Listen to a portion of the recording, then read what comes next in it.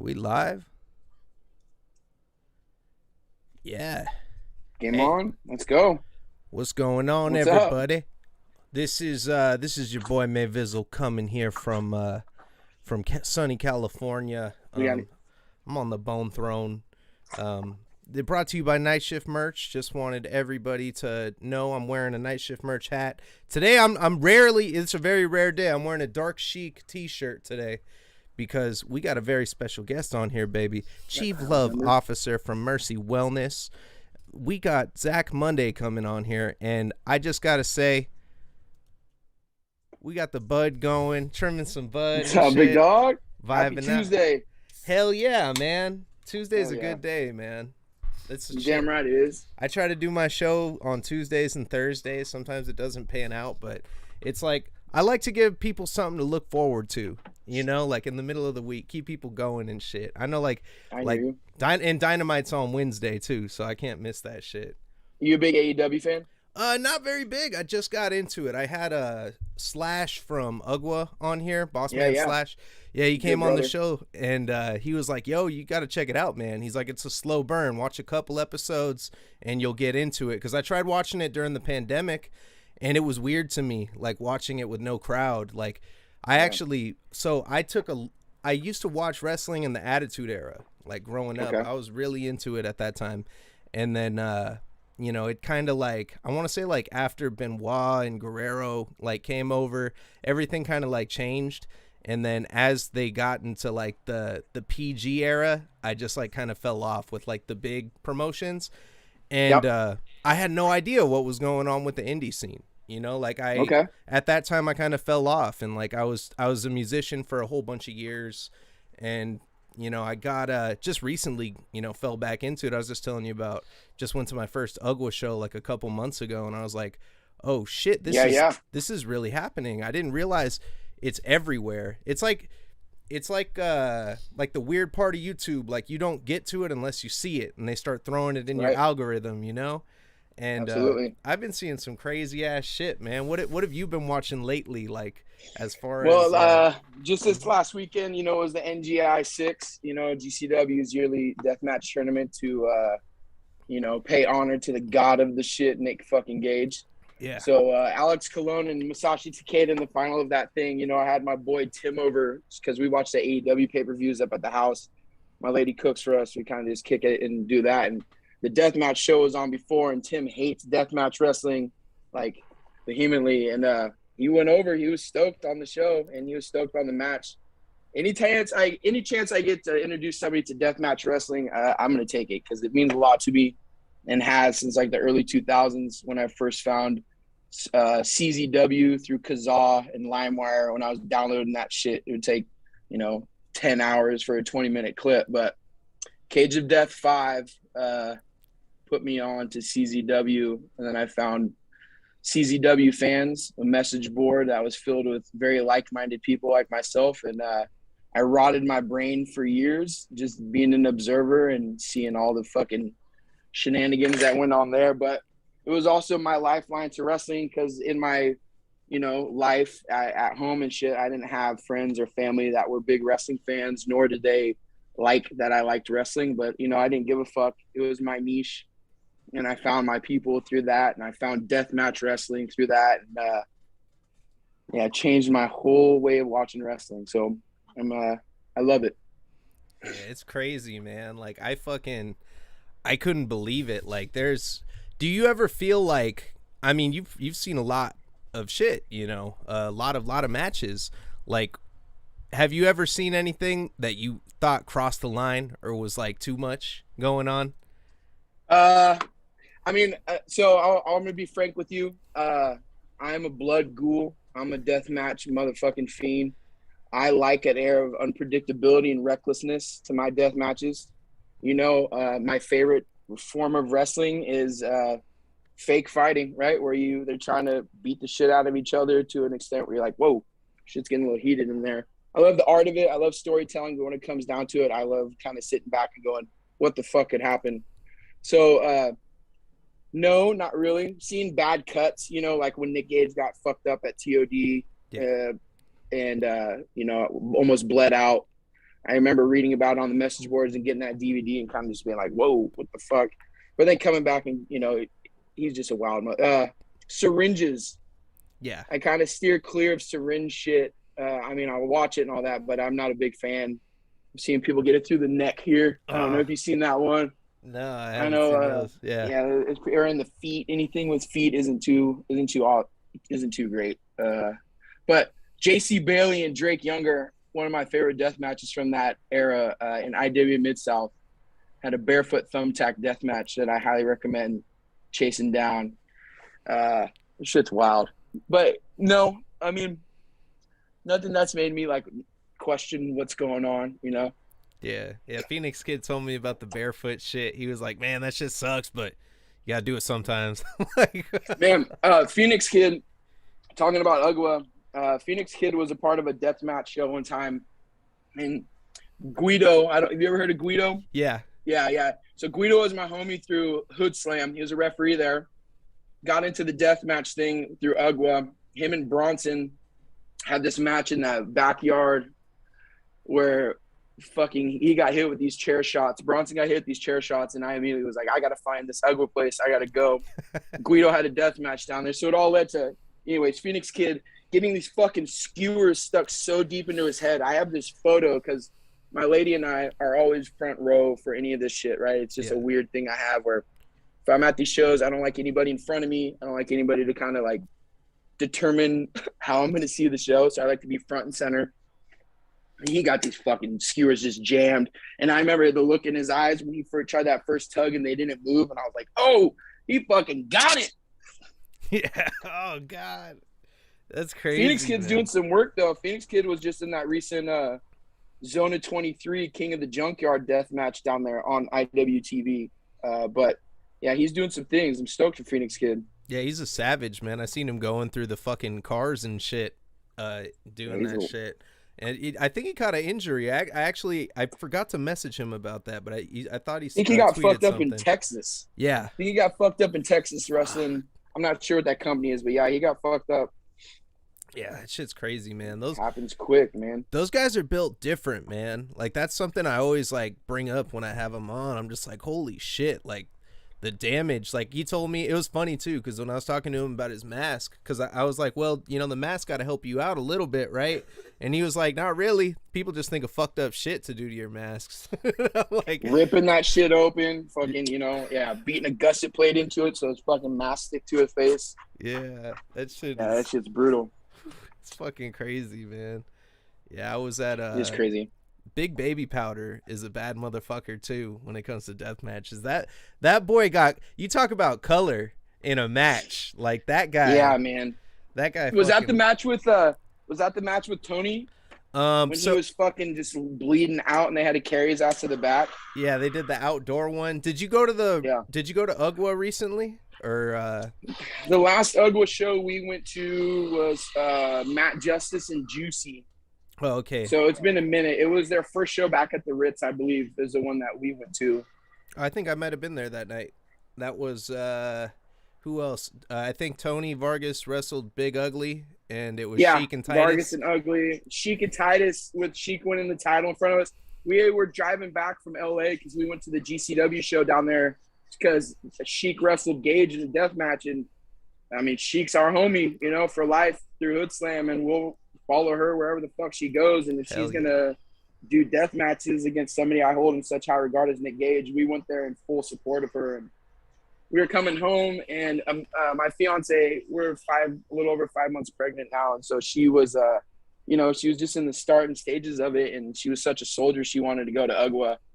And we saw the Pollo Del Mar Sheik fucking regime take over, and Sheik stand there with the title. I love Titus. Don't get me wrong. Titus Alexander is one hell of a star, but to see Sheik win that strap, man, we were stoked on that. We were very stoked on that. Yeah, that was crazy. Sheik is a phenomenal entertainer too. Like I think that was the highlight.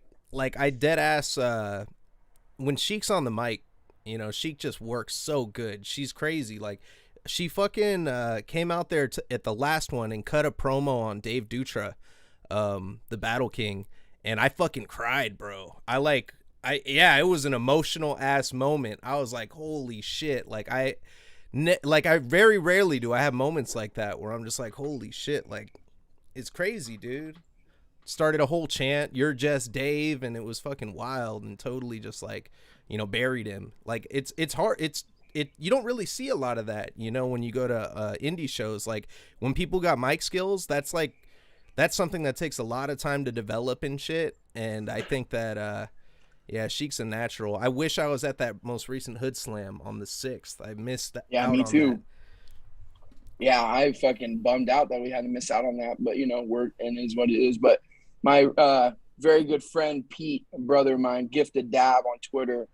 Him and his lady Abby held it down for us there in that front row in Ruby. So got the whole squad. NorCal up here, wrestling's been kind of dormant in a way for, I don't know, it's had its pockets up here in Cali where certain feds have certain holds on it, and there's certain talent that only works certain areas. And recently, and I got to say a lot has to do with West Coast Pro Wrestling and Scott over there leading the charge. The lines are starting to finally get blurred, and all these fans are coming to shows together. And UG was pulling bigger crowds. West Coast is pulling bigger crowds. The TWFs up in Sacramento, they have their own following and stuff like that. But I don't know. I don't know where I was going with that. Oh yeah, dude, it's a trip. Like seeing all the bookings that I see barrier wrestlers doing, like and then Yeah. you have, you go up. It was like, shit. For the longest time, it was only WWE, and I feel like AEW. I watch a lot of AEW now. Like I was just telling you about that. I watch it every week and shit because it's pretty good. And Yeah. the freedom that they give their wrestlers, and you see cats coming from UGWA. Like I've seen people coming from the indie scene and then making it up, and they go to WWE, and it's kind of like WWE takes the reins with what they're doing, their creativity. Right. But I feel like AEW is giving more creativity, so we might be heading towards something. I think that's going to be more, like the kind of wrestling that we want to see on that mainstream level, hopefully, or maybe some bigger promotions, because the promotions are taking off, bro. Like I see, I don't know, I feel like a little kid again at these fucking shows, and I didn't think that was anything that would ever happen to me again. Like I thought wrestling was dead to me. Like, Yeah. and I didn't know about the indie scene. I didn't have anybody to expose me to it. And once I Right. saw it, I was like, holy shit, there's so much going on here. Like I know people that don't even know about this. Like, well, until I tell them, but there are people Right. that are still watching like the shit on TV and just being like, well, it is what it is, so this is what I have to watch, Yeah, WWE is an institute, and it's hooked people since an early age, and they kind of just, a lot of people don't want to venture out and find it because it's uncomfortable and got to get out of your comfort zone. But that's where most growth is made, you know what I'm saying? Stepping out of the shit that and exploring the new stuff. That's why independent wrestling is so vast, wrestling all over the world. Like tonight, at 1:30 is the Freedom Show, and I'm super fucking jacked. I'm a part of a Discord that, gets these shows. We pay a little bit to them, and then we get to watch these shows like the day after they stream in Japan. And, that's Jun Kasai and those guys over there, and I can't fucking wait. Wrestling is all over the world. It's just about finding what you like. That's why Twitter is such a blessing and a curse. I try to, get my close friends that want to talk about wrestling onto Twitter because I can expose them to an entire world of independent wrestling and the historical context behind all of it, and find them streaming services that can give them more shit than ever wish to watch. You know what I mean? But I don't know. Wrestling's special to me. You know what I mean? It's helped a lot through the years, and Twitter's got a very toxic twist on a lot of shit if you let yourself get involved with it. Yeah. Unfortunately, sometimes I do because I see the negativity overriding.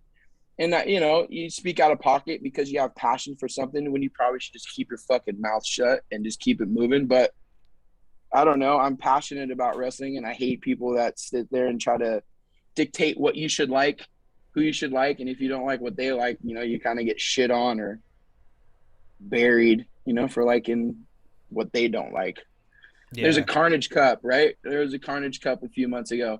Like I said, I bloodthirsty, so I go find all these tournaments and watch this shit. And just the amount of ridicule and kind of poo-pooing that you get for even watching and sharing it, because there's bad shit tied to it. There's bad shit tied to everything if you look hard enough, to be honest. But you gotta just kind of stick true to yourself. If you don't fucking believe what they believe in, or your ideals aren't following the leader of the wrestling promotion, where guys that you follow and girls you follow go and bust their ass for, I'm trying to support them and see them in every match and fucking arena, whatever, however they want to participate in wrestling. I want to support that.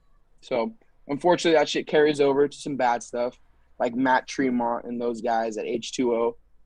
After that Onita stuff, Matt Tremont's laying up in a hospital with fucking 3rd-degree burns on his body, and people are shitting on him because of, some bullshit. Yeah. So I don't know.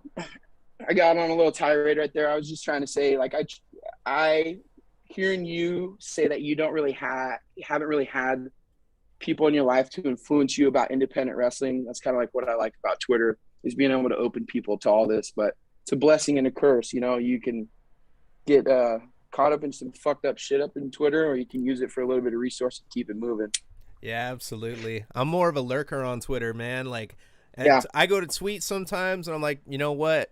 I'm not going to comment on this, or like, I see shit happen here and there. I just, like, my biggest thing is stay positive with whatever the fuck I'm putting out there. High positive vibrations. That's like the biggest thing. Like, fucking, I totally, like, a lot of people don't fuck with deathmatch wrestling too. And it's like, no, I feel like, and Tony Vargas, he's a bad motherfucker. He told me, he was like, he's like, because I guess he trained for just straight up wrestling for a minute. He was he played football, player, right? Yeah, football player. Guy. Then he did MMA, and then he got into pro wrestling, and he was just doing like, I guess he was a face for a while, and then he started. He was part of tag teams for a minute, wasn't he? I don't know too much about his wrestling history. Not gonna lie, I know I know where he's at right now. Like, that's pretty much what we like focus on and shit. But he was telling me, like, with death matches, the way that he sees it, he's like, some people do like cheap pop shit, and then there's like an art to it. Like he said, like, you look at Mick Foley and Terry Funk back in the day, they could like make a death match out of some minimal ass shit, but make it like they build that tension in the crowd and make that shit work, Yeah. And it doesn't have to be like a million light bulbs like the shit right behind me, but I like it all, man. I like all the shit. It's crazy. I feel like I have too much respect. Like, I don't know. I like performance art. I fuck with like Gigi Allen and shit. That dude was nuts, but it he fucking was. It was entertaining as fuck though. Like, he put on a show, man, and that's how he expressed himself. And like, this deathmatch wrestling shit, wrestlers already put their lives on the line. They, they fucking one mistake and it can fuck their whole career up, or some shit can happen. Like, they're built different, and their whole training is how to get hit or how to get hurt the right way without getting too hurt, without fucking yourself up. But it's inevitable. You're gonna get concussions, some shit, shit happens, especially with how often they're doing this, so like, I went down to Stoner U in Oakland for a while a few years ago to try out and to train and to get into a ring.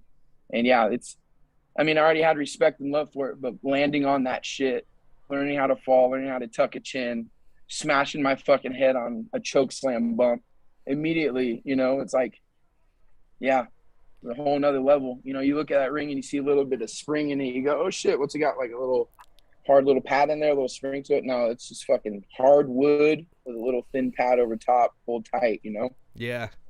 It's crazy. They put their bodies online every night.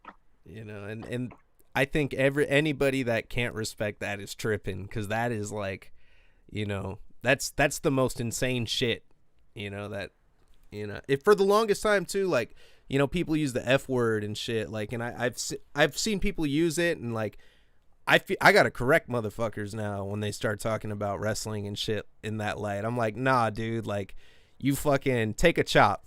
Take a real chop. Like, just that sucks. Motherfuckers take like 6, 7. Front row with me at one of these shows and see this shit that close. Yeah, it's predetermined. We all get what this is. We all suspend disbelief, but these guys are getting the shit kicked out of each other. You know? Yeah, straight up, man. That shit'll fuck. That shit'll make me mark out sometimes. I'm like, fuck. Like I straight up, I'm like, I mark out hardcore, bro. You watch any show that I mean, not that it matters what anybody in the crowd's doing, but I'm losing my shit because I appreciate every aspect of the athleticism, the toughness, the flexibility, the creativity. It's unreal. It really is an art form like none other. yeah, And when you get people to experience a whole venue, vibing, loud, the GCW shows down in LA, the vibe inside the fucking Ukrainian Culture Center is off the chain, off the fucking hook, man. And like we've seen some pretty amazing moments down there. And now the vibe up at the State Room in South San Francisco for West Coast Pro, like it's special, to get everybody just on one together for wrestling. It's beautiful. Shit, what's the craziest shit you seen? I seen what was it? I seen a dude try to choke out a cat. What was his name? Fuck. Did you see that this week on Twitter? Dude tried to choke out. Oh no, Merc, homeboy Merc was coming out with the tubes, and that fan tried to get up in his neck. Yeah, and Merc blasted him with the tubes, right over back, the head. And Mose, the announcer and good brother Mose, got trucked in the back. I felt bad, but that guy's a fucking idiot. What the fuck does he think, man? You ever seen anything like that when you've been at a show, like a fan acting too out of pocket or nothing too crazy? Yeah, there's been Hood Slam. Hood Slam used to have fucking drunk idiots that would act out of pocket, start throwing fights. I mean, personally, I've escorted humans out of that building during fights just to not fuck with the vibe. You know what I mean? People not paying attention to wrestlers flying out of the ring, because I don't know if you've ever seen a Hood Slam show, but it's like all fans just crowded all around the ring, no barriers. People aren't paying attention. They're drunk college kids and just get smoked from the fucking side, foots to the face. That shit's crazy. There's a tag team from the Bay Area called the Bite Club, I think their name was, and they were coming out for a match a few years ago, and the dude like spit on some dude's daughter, and the guy fucking hopped the railing and went after and just fucking started swinging on him. I remember that. Fuck, man, that's crazy. That's some next level heel shit right there. I mean, be honest, even a little. That's out of pocket. Oh, I do the same shit. Like I'm jumping the fuck over that thing. Yeah, I mean, all due respect, what I'm saying? Like, I respect wrestlers. I'm not saying I'm some tough guy, but come on now. Oh, yeah, absolutely, dude. Fuck, that's a whole nother level. Someone knocks my drink out of my hand. I don't give a fuck who it is, like. Well, you got to get healed up on, you know what I mean? I expect it to, but fuck, anybody. Like, if I'm with my lady, I look like a bitch. If something like that happened to me and I don't do nothing, I hear you. I got a kid on the way, too, so I feel you. How far along is she? 3 months and a week, I think, like 13. Congratulations. So, yeah, right on. Thanks, man. You know what the sex is yet?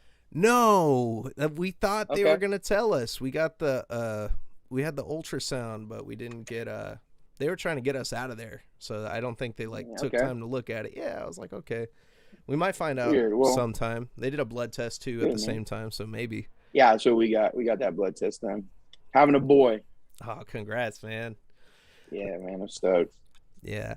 I can't stand when people like try to tell you like before like what it is and what your baby's going to be. And I'm like, right? I'm like, come on. I got like 5 people telling me it's a girl. I got people telling me it's a boy. I'm like, no, I just want to, I'm going to find out. Like everybody's so sure. Just take it easy. You know what I'm saying? You guys don't fucking know. Yeah. I hear you. Yeah, it's crazy. No, we thought it was a girl off the jump. We had family members thinking it was a girl. We came up with the girl's name and everything. And then we had a gender reveal party that Amanda's sister threw us out there, and there was that boy popped out. So let's go. Yeah, that's exciting. I know. Now you get to start buying stuff. You're like, all right, cool. Now I know. I mean, I already got hella toys and shit. Oh, bro, my girl was at the store the other day, and she was at Target, and she was like. She said, they got wrestler action figures. And I was like, yes, start getting them now. I'm going on eBay. I'm trying to find those ones from like the 90s or early 2000s too, like Gangrel and like all those Attitude Era. Oh, yeah, you'll find those. They used to make them good, man. They're almost like rubbery a tiny bit. but they still move their arms. Like that was my Yeah. favorite, man. Oh yeah, we had those big collections back in the day. So I'm from Wallala, California, up in Mendocino County. That's where I was born, or I was born down here, but raised up there. And we didn't have like, it's not city at all. Like we're right out of the redwoods on the ocean up there. But I befriended this family, Owen and Lance Guyan up there. Lance Guyan, who's at Craft Farmer now on Instagram. He's a good grower down here. And Lance, his brother Owen, good people. But they were collecting figures, and I had no idea what was going on. Went over to their house, met them. They had a trampoline. They're into wrestling. They had all the old 90s WWF tapes, VHS tapes. So immediately I was like, dude, I'm never leaving this fucking house. Yeah. And my dad, like, coached us on the baseball team and shit, so we're always, like, around each other. And his brother created, like, wrestling belts, and we had a wrestling league, and we fucking went after it as kids. Did some pretty dumb stuff. But they had satellite, and after Mad TV would be ECW. Yeah. So, like, from, like, 97, 98, 99, I was over at the house basically every Friday and Saturday, staying over for watch the ECW. And so we had a good collection going. And then we moved down here. I didn't have any wrestling friends down here. It was just solo dolo, so those wrestling figures came in handy. I would watch fucking Monday Night Raw or WCW Nitro and create my own little universe around it with those guys. And then I would, like, start taking notes and building little federations like a total nerd. And then it turned into, like, EWR, Extreme Warfare Revenge. I don't know if you've ever heard of that. It's a PC wrestling simulation game where you can basically build your entire promotion from the ground up and then compete, book shows, all sick, that kind dude. of hardcore nerd shit. But I loved it. So you just carry that over, and it's just fantasy bookie matchmaking, and then to hear, like, interviews with Tony Khan, the owner of AEW and the booker, and hear him talk about playing that game, being a subscriber to the Figure 4 or to the Wrestling Observer, the newsletter, Dave Meltzer and Brian Alvarez, which I've been a subscriber of for a while, just to their online. My fiance absolutely hates Brian Alvarez's voice and despises it, so I don't listen to it as much anymore. But they're a big source of, like, news. You always flesh out the shit and kind of find what you want to find, but a different perspective, because as a kid you kind of always want to know the next level of stuff, the background of stuff, so that's fun. I'm very my days are very much filled with, when I'm at work and stuff, I always got a headphone in, and it's always some kind of wrestling related media, either a show playing on my laptop or a podcast going. If I'm not, like, doing something drastic, it's kind of always going. But yeah, I try to stay as plugged in as I can with just about every aspect. What's one of your favorite, like, shoots, if you could recommend, like, a shoot for everybody watching right now? A shoot interview? Yeah, shoot interview with a wrestler. Well, I mean, fucking Deathmatches, I would highly recommend checking out Danny Havoc, rest in peace. One of the better deathmatch wrestlers to come along in a while, who tragically passed away. But I would find Nick Gage's right after he got out of prison with Brett Lauderdale, which was quite the podcast, or quite the shoot interview to see. And then, I mean, a laundry list of Cornette's shoot interviews are quite entertaining. If you like to listen to nothing but just straight fucking trash shit talking. Yeah. But the man knows his wrestling, you know what I mean? He fucking knows it. He's done it. Yeah, but he'll talk some wild shit. It's crazy, man. I've been watching some that's what I like.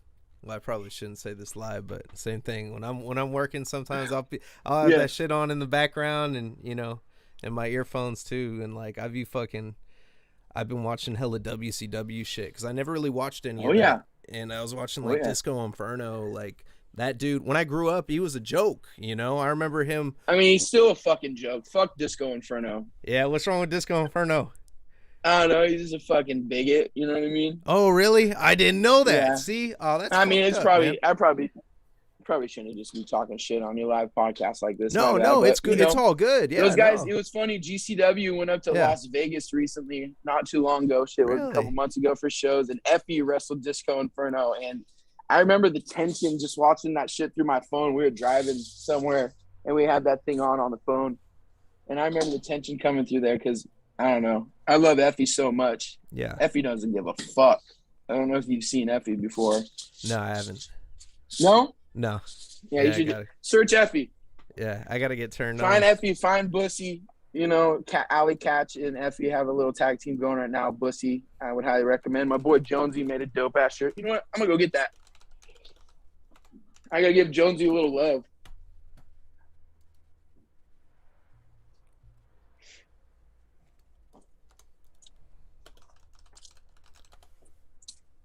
Where do you live in California? Where are you at? Oh, I'm in the Bay Area. Close to Zack? No, San Francisco area. Oh, okay. Yeah. What are you doing on December 10th? December 10th, I will be doing nothing, actually. You should, nothing I can think of. You should meet me at the Stateroom in San Francisco, and you should come to the wrestling show with us. Yeah, I'm down. Yeah, this is my boy Jonesy's design. This is Bussy here. This is Effie and Alley Catch. This guy, JonesyCollectables.com and at Jonesy on Instagram and Twitter. Does dope work. He makes like the space jars and shit. He does some medicated goodness if you're into getting a little lifted. Yeah. And he does a lot of really dope collaborations with independent wrestlers that don't get a whole lot of buzz in the mainstream. Mm-hmm. And allows them to get like an expression through like cool pop culture, like the horror series that he did, some other dope designs. And I think that's all through the LVAC out there. So yeah, good shit. Cheap plug. Yeah, but hell yeah, December 10th, you should come to the show with us, man. That'd be fucking awesome. Yeah, I'm hella down, man. I'm trying to expand indie shows that I'm going to. I'm going to Ugwageddon on Sunday. We'll be there. That's the Sunday. For sure. Yeah, I'll see you there too. Yeah, absolutely. Yeah, man. Fucking there's a whole bunch of shit I wanted to go to. I was trying to go to what's it called? Fucking Ugwa out in fucking Vegas when they just went out there at the Super Beast compound. Yeah. They had like 3 shows back to back that night. They looked like they had a blast too. Like, I definitely look like they had a good Vegas trip. Yeah, dude. Thank God for Markout Media too. Shout out to Markout Media for all the great video content that gets posted for all the stuff that I miss. Yeah, he's out there hustling. Markout Media gets good spotlight on these local companies, and I really appreciate anybody that takes the effort to get spotlight on these NorCal promotions to give more of a name out there. You know what I mean? Yeah, hell yeah, man. We need it. There's good shit cooking, though. I mean, I don't know if you know much about West Coast Pro, if you follow at all what they do, but like AJ Gray is their world champion right now. Okay. Him and Fatu got this heated angle that's building up, so they're going to do the South City street fight. We'll see. Oh, that sounds sick. Yeah, it would be good. It's weird, though. It's like Fatu's booked for that show, you know what I'm saying? But he's also booked out for this company called Limitless out in like the fucking East Coast. So something's got to give. You know what I'm saying? Yeah. Oh shit. Yeah, dude. But you're gonna have so much fun with this. We pregame pretty hard. My boy Pete. We all bring my boy James down, who works with us at our cultivation site. He comes down to the show. I try to get as many coworkers I can to come to these shows with us and just experience the shit. Just because I say it's a vibe as soon as you're there. We try to have as much fun as we can. So we pregame. We bring our smoke, normally have a couple micheladas as we're waiting. Oh, dude, that's my go-to, bro. That's my go-to. Oh, then you're going to fit right in. Modelo? Yeah, the Modelo, the red one, the Modelo michelada. That was my introduction. That was my introduction. I think the only michelada that tops it is when you're in Mexico at a resort, though. Like, that's because they make them different. They're like brown. They make them with Molex. I haven't had that experience yet. I gotta try that. Yeah, dude, you gotta get out there. I've been to Cancun one time, and my cousin was like, "Oh yeah, they just make them a little different. Like there's no tomato at all in it. There's no red. So it's like they call that a ojo rojo down in Mexico. But the ones that we have up here, ojo rojo. Yeah, exactly. They say they're perfect for your hangover and shit. Yeah, I got that. Yeah, you'll have a good time with us, man. It's a top-notch product at West Coast. He's bringing a lot of talent that you would never think would fucking be here in that intimate of a setting, like working as fucking hard as they do. Like everybody goes hard. Fucking Minoru Suzuki, you know, was up here last month. You know, Yeah. Ishii and Vinny Massaro just went fucking balls to the wall. We did Jeff Cobb. My boy, it was so good to see Jeff Cobb. He's a motherfucking beast. Him and Dickinson, who just got fucked up. Give Dickinson some love, man. He got fucked up recently. But Jeff Cobb and Dickinson put on this absolute banger of a match. You know, we never got that shit. We got like big names that came out to Cali and stuff, but it almost seemed like they were, I don't know, I'm not gonna say cakewalking through matches, but it didn't have this much like give a fuck to it as it does now around here.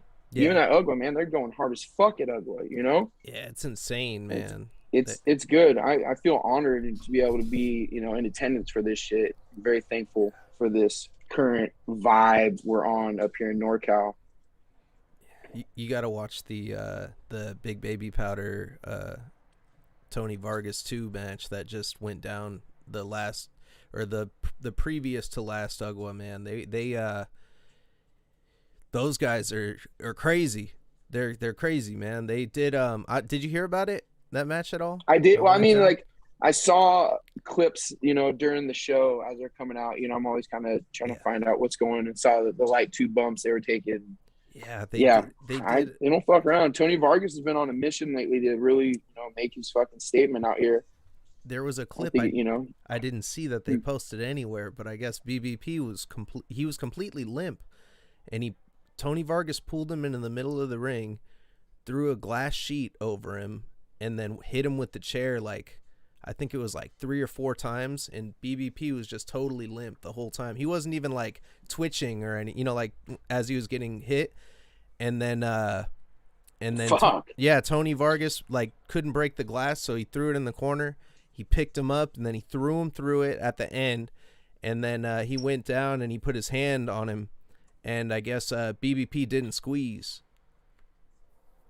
And everybody freaked out. The ref threw up the X, bro. He pointed everywhere. Oh, I seen Slash. He was like, "Oh shit!" Like he made the face, like, you know, this shit's crazy, and like, what the fuck just happened? You know, like panic almost. Yeah. And oh damn.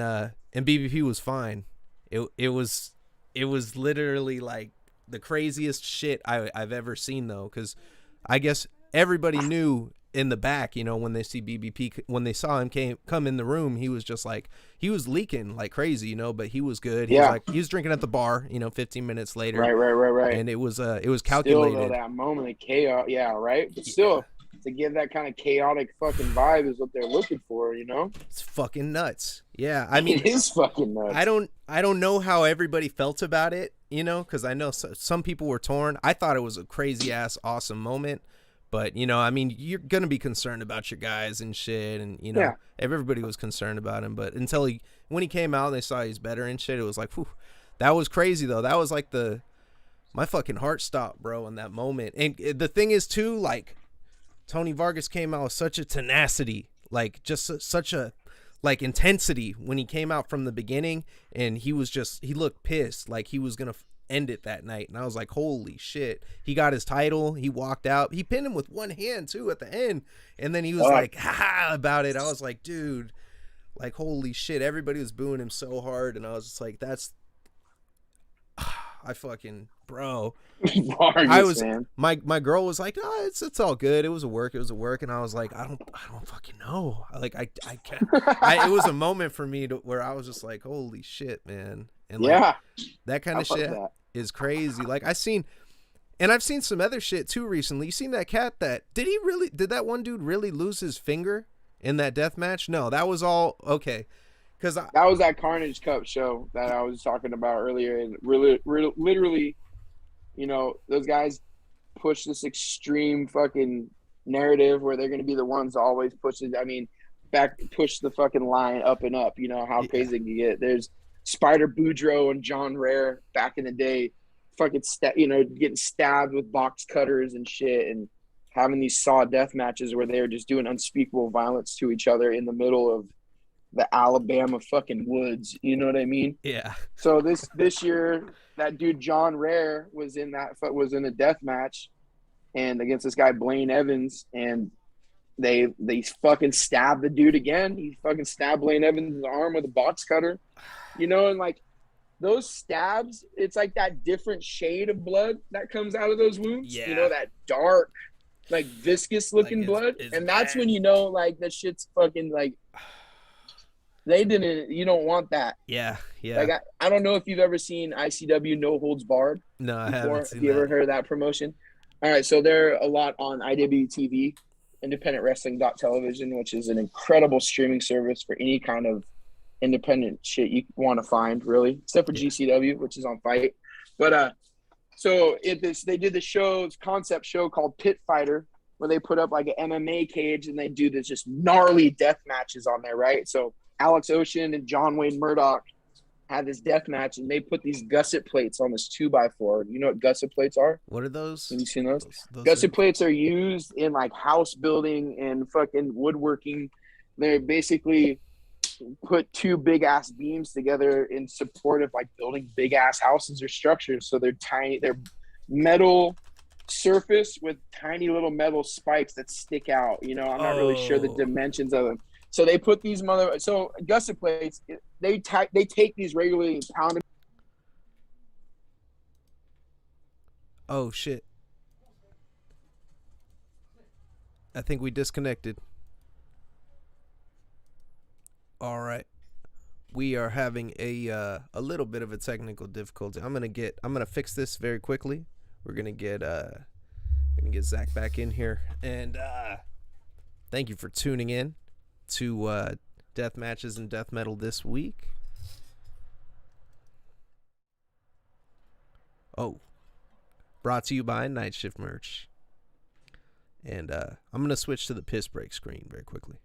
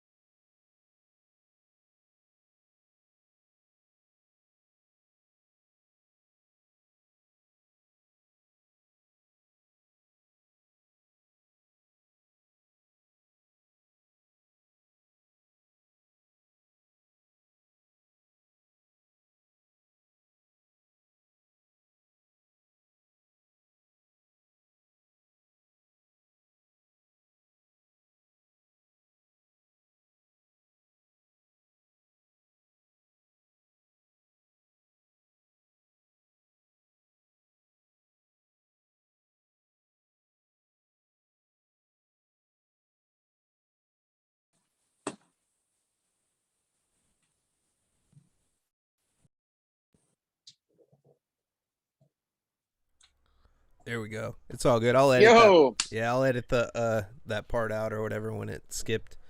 Yeah, my Yeah, bad. yeah. That was No, weird. no problem.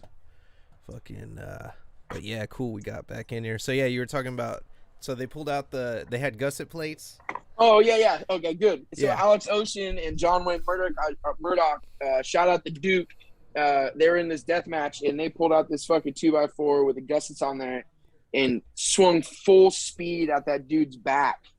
And this fucking back opened up and this shower of blood was running down Homeboy's arm. But he gets up and grabs the fucking thing and swings full speed into Murdoch's arm and just like hamburgers his whole fucking arm. Bro. The amount of blood loss in that match, but those gusset plates, dude, are next fucking level. Yeah. Brutality. And the fact that they're just like hammering into their heads and then like headbutting, going into the arms and shit is one thing, but like swinging that thing full speed with no resistance and then just like shredding the flesh, bro, is so gnar. That's crazy. You think they fucking practice those spots or at Hell least test no. them out? Like they just like Hell that's no. that. Hell no. Wrestlers gotta like, and I'm not even wrestlers that don't do death matches. You gotta be a little.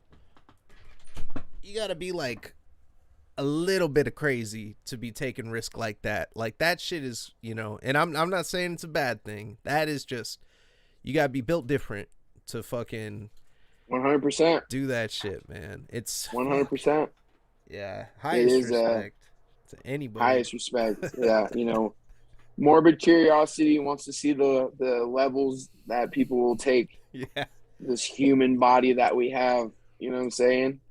And when it's in the art form that I love so much with professional wrestling, because yeah, I do, you know, I'm a deathmatch guy through and through, but I do love professional wrestling at the core and have since I was 3 years old, you know what I mean? When I first got a coloring book, fucking Coco B wearing Hulk Hogan and those guys in that shit. So, you know, I've been hooked and I stay hooked, and I love the intricacies of the most proficiently sound technical wrestling. Shit that's small and calculated, and every little bit means a lot. I have appreciation for that. I have appreciation for every style of the shit, but deathmatch wrestling rings my bell. Yeah, that shit blows my mind, man. Like I fucking seen, I forgot who it was, man, but it was this Japanese fucking match that I can't even find it on YouTube anymore. That it probably got taken down. But dude, duct tape dude to like a fucking table and like jumped from like, I want to say like fucking 30 feet, man. He like goes out of the building. You think he's leaving, and then he fucking pops up and he's like up in the upper like section and shit. And he like comes out and like jumps onto the dude, and dude is strapped down. Like there's no, you know. That had to have been Jun Kasai jumping on somebody, because I can almost. He's a big dude too. He's kind of a bigger dude. That jumped. Yeah, that jumped. Yeah. It was fucking. It was a trip, man. Yeah, big dude, long hair, Japanese cat. I gotta find it. But I used to pull that out and show it to people all the time, and they'd be like, "What the fuck is this?" And I'm like, "You call wrestling fake? How the fuck do you fake that?" Like, that's for real, right? Straight up. Like, I mean, any of the shit, man. It's funny though, because I hella laugh because like I'm dumbass out of shape right now. I used to be in mad good shape, but I'm like, fuck, man, jumping over the ropes, I'd be fucking winded. You know, just going into the ring, like, fuck this shit. Yeah, the cardio those guys need to really go in that ring is unreal. It's different, you know. Yeah, Tony Vargas told me he did like what was it? He did like it wasn't like a tryout, but it was like a thing where he got to wrestle in front of like some like top cats. I think it might have been Jim Ross. Not 100% sure. I forgot exactly. I always forget a lot of shit. But he said he had like they gave him like a fucking feedback on his thing. So he did his thing, and he said, I always did this like Bret Hart thing where after I do a move, I like look out at the crowd and I go, oh. He like takes a big breath and shit. And he said, they told me you got to get your cardio up. And he was like, fuck. So I stopped doing that shit right after that. Because he's like, fuck, I got cardio. I can keep going. I'm a great fucking shape. You know? He's just showing a little bit of exhaustion, you know, in-ring wear throughout the match. You know, I get it. Yeah. It's like, fuck, man. I know. What did Phoenix Kid say, too? He said he got feedback from Suge, Pineapple Pete. Yeah, one Sugar time. Dunkerton. Yeah, he told him Yeah, yeah, yeah. he got feedback from him one time. He was like, don't cuss so much. He was like, when you cuss, you know, mean it. And I was like, that's good advice. That's some good advice. Yeah, I absolutely. I need to start asking wrestlers about the kind of advice that they get from other wrestlers and shit, and if they take it or not. Because you know what, I feel like, I don't know, having that ego. I was watching some shit about Goldberg, and Scott Hall said it. He was talking about Goldberg, and he said Goldberg was a mark for himself. You know, he was the biggest mark for himself, and it's like that. I wonder if that, how much success that would get you in the indies. You know what I mean? Like if you just really think that you're the shit, I and mean, that's not a what lot, propels you. right? I mean, it's cutthroat. I mean, I'm not speaking from their standpoint, but it's Yeah. cutthroat in the independent scene. But there's also much more of that like family and team environment, and it because when you're high level, you're working around the same kind of people all over the country, be it Yeah. PWG or out in Chicago for AAW, Ohio for AIW, all over the fucking country. You know what I mean? Down Texas. So I don't know if that will survive as much because in LA or in the big leagues, you got all that money, you got a little bit more protected style here. You're in the locker room with those people. If you're a dick, I'm pretty sure you get weeded out quick. Yeah, probably, man. Like it's there's some wrestlers too. Like I don't know why the fuck Sheik isn't on every television set in America right now. You know, like there's a lot of talent out there that is just, I feel like, needs to be on that massive fucking, like, you know what I mean? That massive I platform, do. Yeah, you no, I know? get you. There honestly, there's only so much time in room for people on that stage, but like we can make our own stage. You know what I Yeah. mean? Just like our conversation here tonight, like me telling you about some shit that you might have not have heard of, going and searching that, becoming a fan. What if that leads to you turning on to another circle of them to fans to some shit they never seen? It's Yeah. up to us to spread the word of what we like and not have this like gatekeeper mentality of like, I like this. This is my thing. This is about sharing. Coming together because of our love for wrestling and like finding as much as we can out there. If that's your vibe, Dude, find me and I'll point you in the right direction. you know And if you what's don't like the direction I'm pointing you in, you can find your own. But I won't steer you wrong. You know what's crazy about this conversation is it also applies to death metal at the same time. Like gatekeeping keeps people out of so many subgenres and different types of music, and fucking, like for the longest time, for example, like, we won't get too much into death metal, but I'd like wouldn't listen to Cannibal Corpse. I'm like, I won't fuck with this band because I knew this cat that had this shirt. He used to always wear his Cannibal Corpse shirt, and he used to always hate on me for liking this band. And I'm like, oh well, I got to be a hardcore guy because this guy's a death metal guy. And then like we fucking put ourselves in boxes when there's so much like talent and dope shit out there to just experience. And it's funny because it goes hand in hand, and it's like there's so many fucking death metal bands that like you would expect, to go outside and fucking bump into a dude that's in a band like on every fucking block. And it's the Right. same with wrestlers. There's so many wrestlers on these indie circuits, man, that are just doing shows all the fucking time and hella active, and you would never guess it, like Yeah.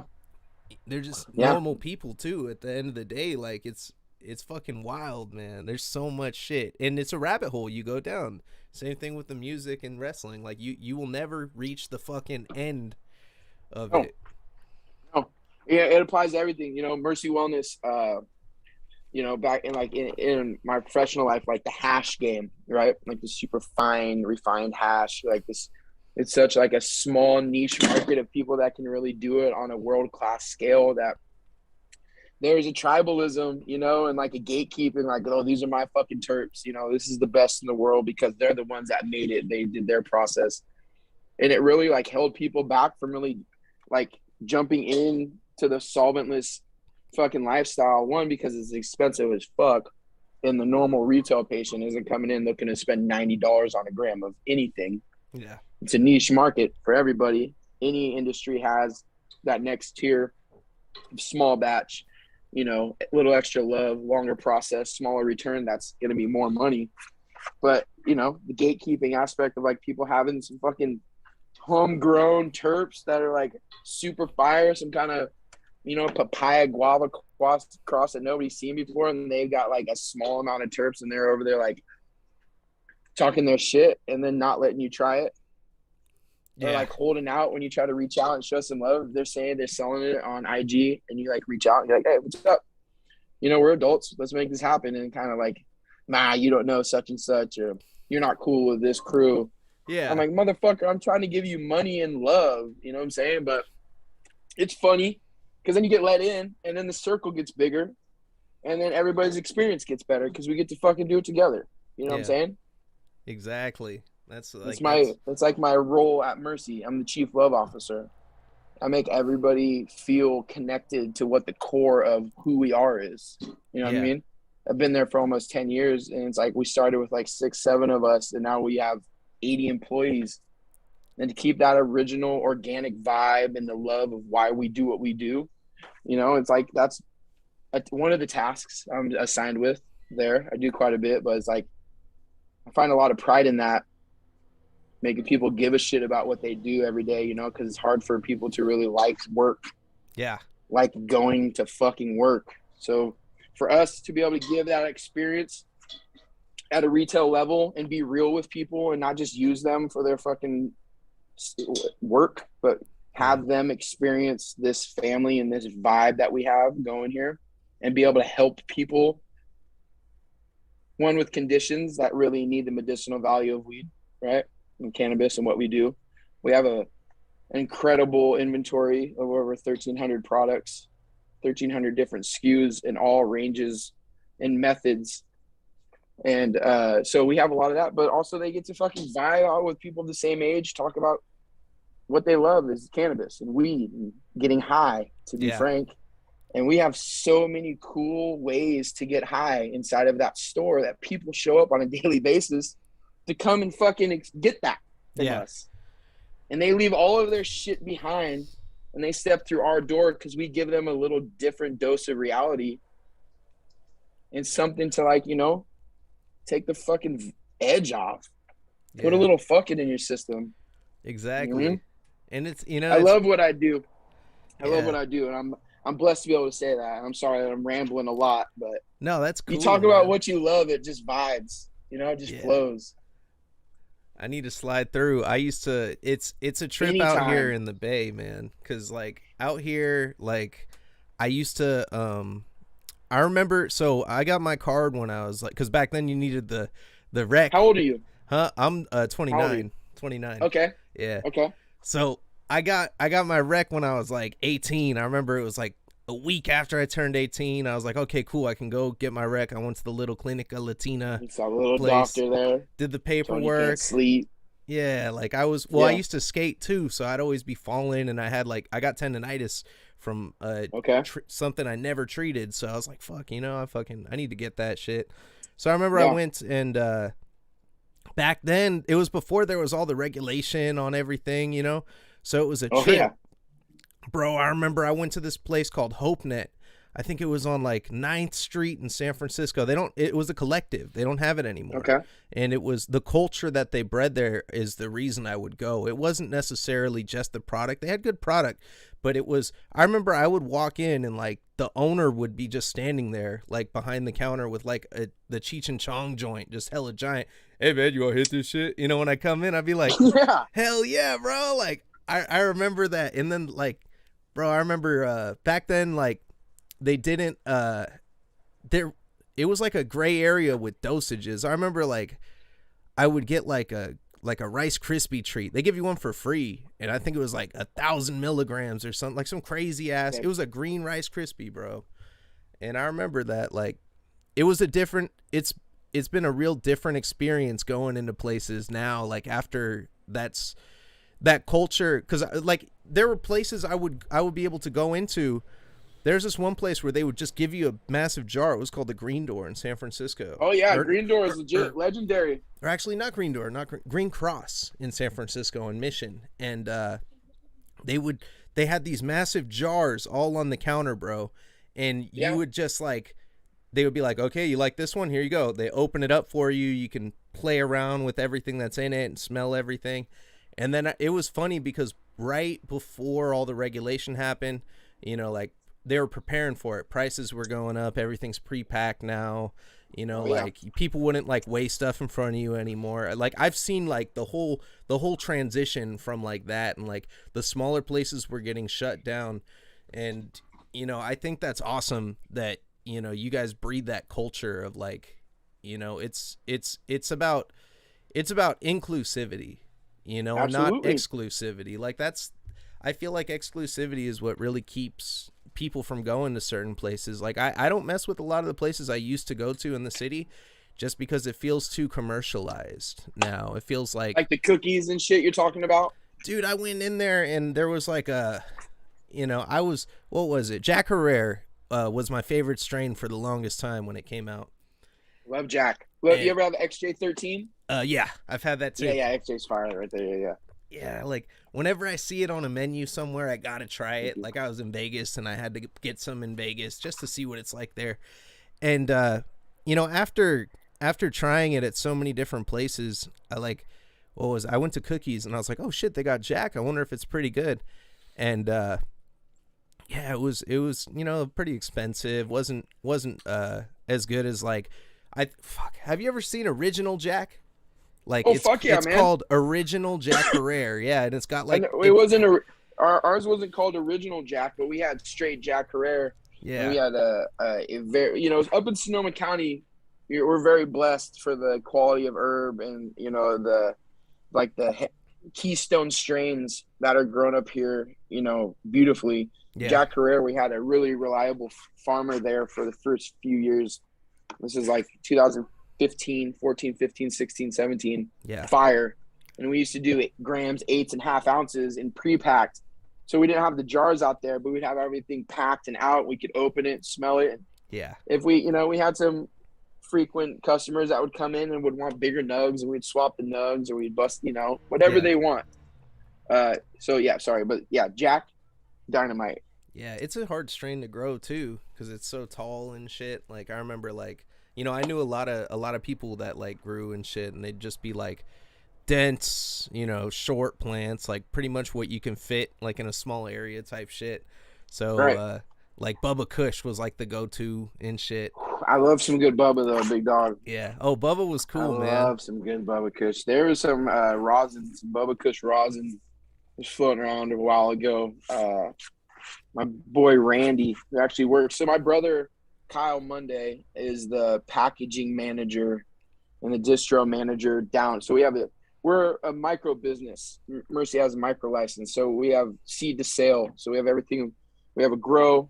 We have a processing and packaging facility. We have a distribution. We have a lab. We have 2 retail stores. We're about to have another grow. We're going to put, so the dispensary like this, we're going to have a grow here right next to it in an attached building, and then a lab behind some glass right behind the registers of the dispensary. So it's going to be like almost a Willy Wonka type experience to bring people through there. Yeah, it's dope as fuck. So yeah, so Randy, who works down there, these guys always got the craziest trap hash. You know what I mean? They're plugged in on a whole nother level that I won't even comprehend when it comes to this heady boy solventless shit. Yeah. And I got nothing but love and respect because they're loving the plant at the end of the day, and the truest expression of this plant. Like they love and they harvest the finest, smallest batch terps they can into bubble hash or rosin. But I don't know if you've ever smoked rosin before, but it's just like takes your favorite little strain and just blows it and amplifies it. I love that. I don't know if you saw this right here. This is the Puffco. Oh no, what is that? This is a Puffco. So this is a portable vaporizing, aka dabbing unit. Oh, that's hard. PUFFCO. This is the vision we have with the little travel cap, so this turns so shit doesn't spill. And then like a dabber, you know, a little like a straight riggy, which you take the torch to and stuff like that, which is a little murked out right now. But these guys, you know, they're spending racks on these pieces and on these fucking terps, and just like I can't comprehend. Thankfully, you know, I got a lot of friends. I'm able to enjoy this and like during during Amanda's pregnancy, she's only smoking solventless, so only hash or rosin is the only thing she's using. And it's gone really well. Just the cleanest kind of shit, because you don't know what's out there, even though it's tested and shit. There's distillates. You don't know what's truly in the. You do, but I don't know. I just feel a little bit more consciously clear when she's doing that.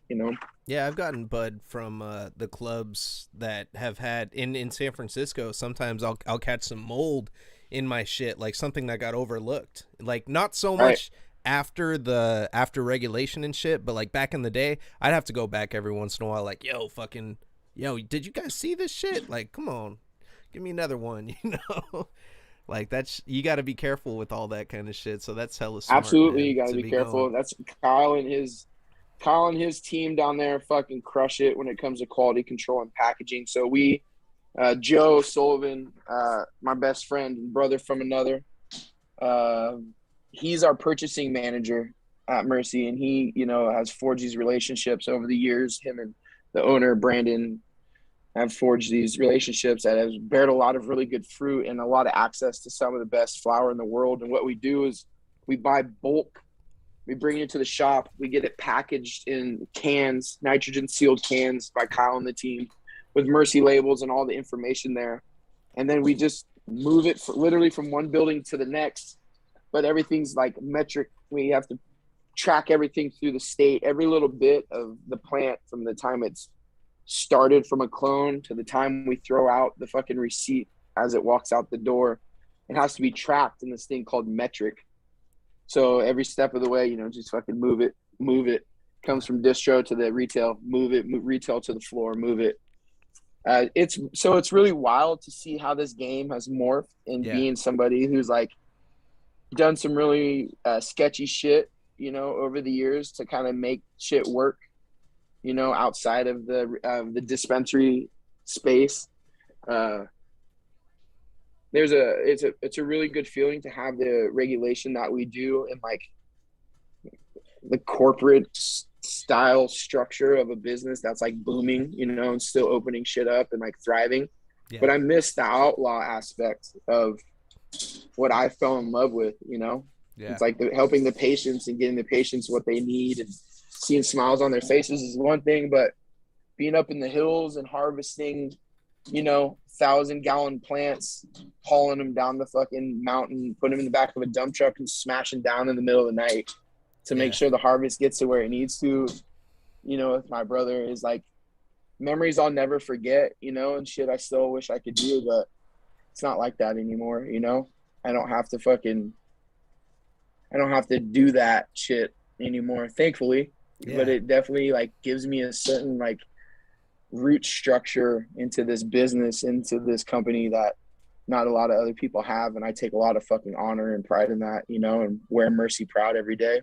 Yeah, and that's fucking killer, like having that in the backbone of the of the company, because like, dude, like there are times where I go into the city, like I want to say fucking, this is why I don't like going to a lot of clubs in the city anymore. I still call them clubs, dispensaries in the city. Yeah. I fucking go in there like a lot of the time, and I'm not talking about any ones in specific, right, or in particular right now, but I go in there and I'll ask for some shit, or I'll ask how some shit is, and I feel like the person they got working in that motherfucker doesn't even smoke. Like they don't even know what the fuck I'm talking about. What did I say? I was like, do you have any like New York diesel? And like they said, oh, I got like this shit, and it's like some totally different ass shit. Like, and I'm like, how the fuck are you recommending this to me? Like, this is not no fucking like anything that I'm trying to get. Right. Like, this is not what I'm looking for. I'm looking for something that smells like gas, like literal gas, and is like gonna get me fucking feeling weird a little bit.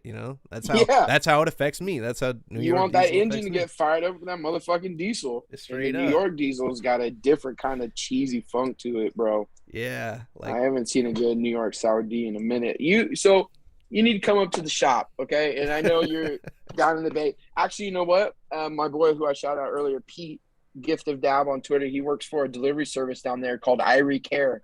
Okay. If you're looking for anything at all, hit them up. he'll take care of you. You know what I mean? They got the fire out there right now. They actually got some good rosin too. So, you know, when you come to the show, I can't wait. December 10th, come out and hang out. And please be my guest. I would love for you to come to the show and just come and hang out with us and just fucking feel the vibe. Take some dabs, of course. I'll have the Riggy there. Yeah, I'm a lightweight. I'm not gonna lie though. I'm a bit of a or lightweight. Maybe take half a dab. Yeah, I'll take a little bit. Whatever you need. We ain't gonna pressure you. When in Rome, I'll make sure to drink some water. And I'll be good. Yeah, I'll have CBD for you too to off balance some shit. You know what I mean? If you get too high, like because me and my boy Pete, we go heavy on the edibles at the show. Oh the last West Coast Pro, we ended up with like 220 milligrams in each other, and we were just like, yeah, on a sick one. Trying to watch the main event with my eyes closed. Bro, the time I got it was like that 1,000 milligram or whatever from the fucking the black bar. It was a Rice Krispie from HopeNet. Like they homemade that shit. Okay. And it said it was like green. It was just a green fucking big ass Rice Krispie. I remember eating that shit on an empty stomach, like right when I walked out the club. Because I asked my cousin, I was like, "How much do I eat?" And he's like, "Oh, just knock that whole thing out, man. Don't be a bitch." And I'm like, "All right, cool." So I ate the whole thing. I fucking I don't know how I got home. I don't remember the rest of that day, but I remember doing laundry and not being able to walk. I used to live up like 4 flights of stairs. So I remember like not being able, I barely got up the stairs, and I remember passing out, and like my mom and dad, like I just turned 18, you know? So I was still living with my parents. I was still a kid to them. And I remember passing out on the couch, and, you know, my mom and dad didn't want me smoking too. They didn't like me smoking when I was a kid. It was, you know, it was something I kind of did on the under. So they come in the house and like, "What the fuck? Are you on drugs?" Like, and I remember like fading in and out, just like groggily seeing them standing over me. "What are you on? What are you on?" I'm just like, "Oh fuck," like in and out. And it was like, looking back, it's the funniest shit. Like I remember waking up and my dad's like, "What the fuck are you on?" I was like, "Dude, I went to HopeNet," because my dad went to the club too.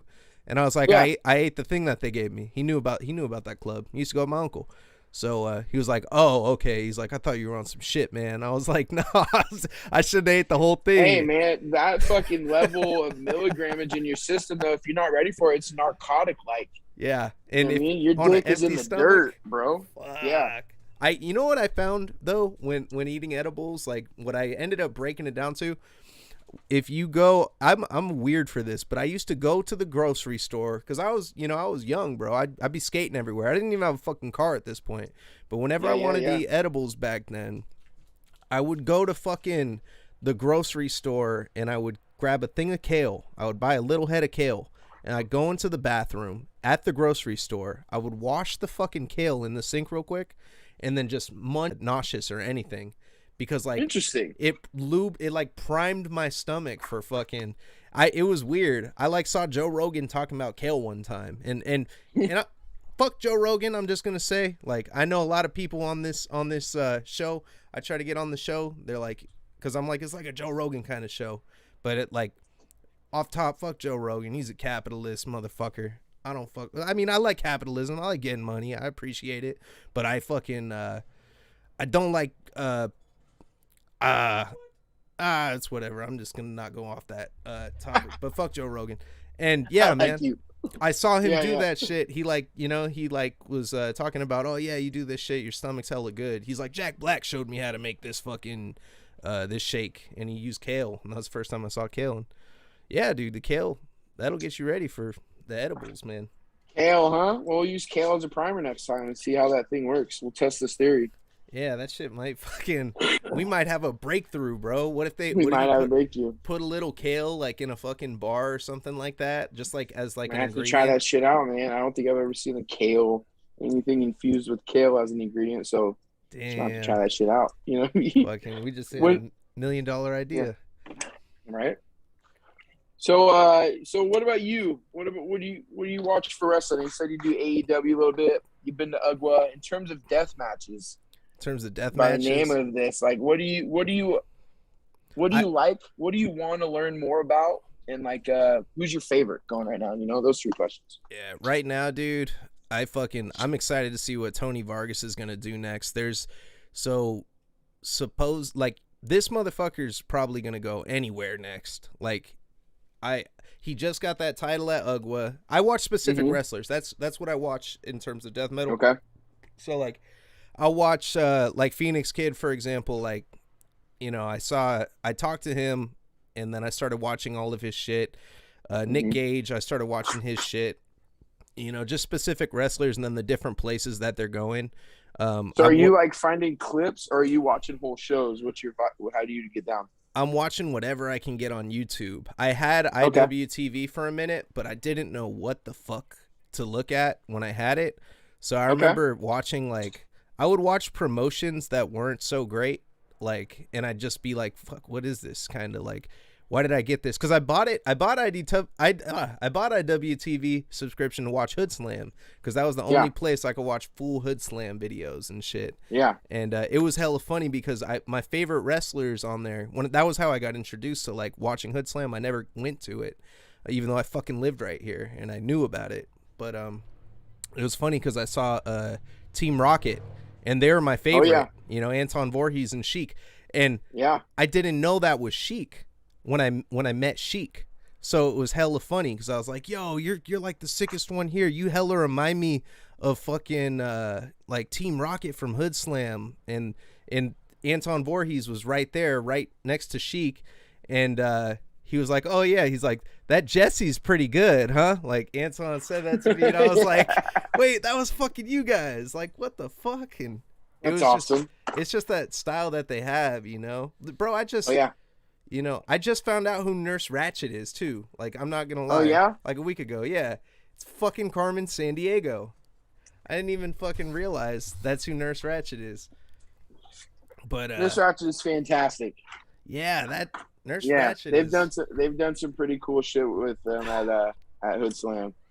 I know. I caught up on like all the shit on Hood Slam on there, and then Yeah. But then I couldn't really find anything else to get into. I was watching some like crazy deathmatch luchador shit, but it was kind of tame compared to this shit. Like it was like everything was in Spanish. If I can recommend, yeah, for you, get that subscription again, right?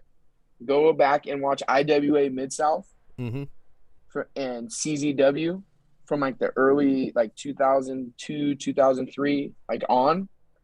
But start in that early time and see where deathmatch wrestling was then on that scale, because I was hooked with those two. Outside of like Big Japan, yeah, where it was another level, you know, and that I wasn't really privy to right away until I started to get deeper into it with like Madman Pondo and Too Tough Tony. Yeah, and I like know Baka Madman Gaijin from going over there. Yeah, and then Necro.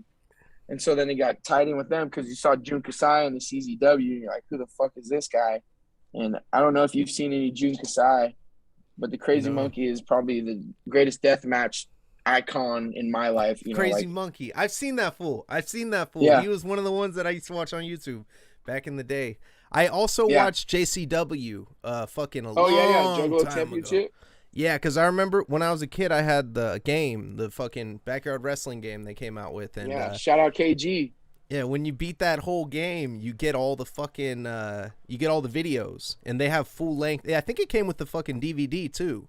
Just in there with all their shit. Oh, yeah. I remember watching that all the time as a kid, just being like, what the fuck? Like, this is the shit. And you know what's funny? Like, I guess Yarder is like a fucking...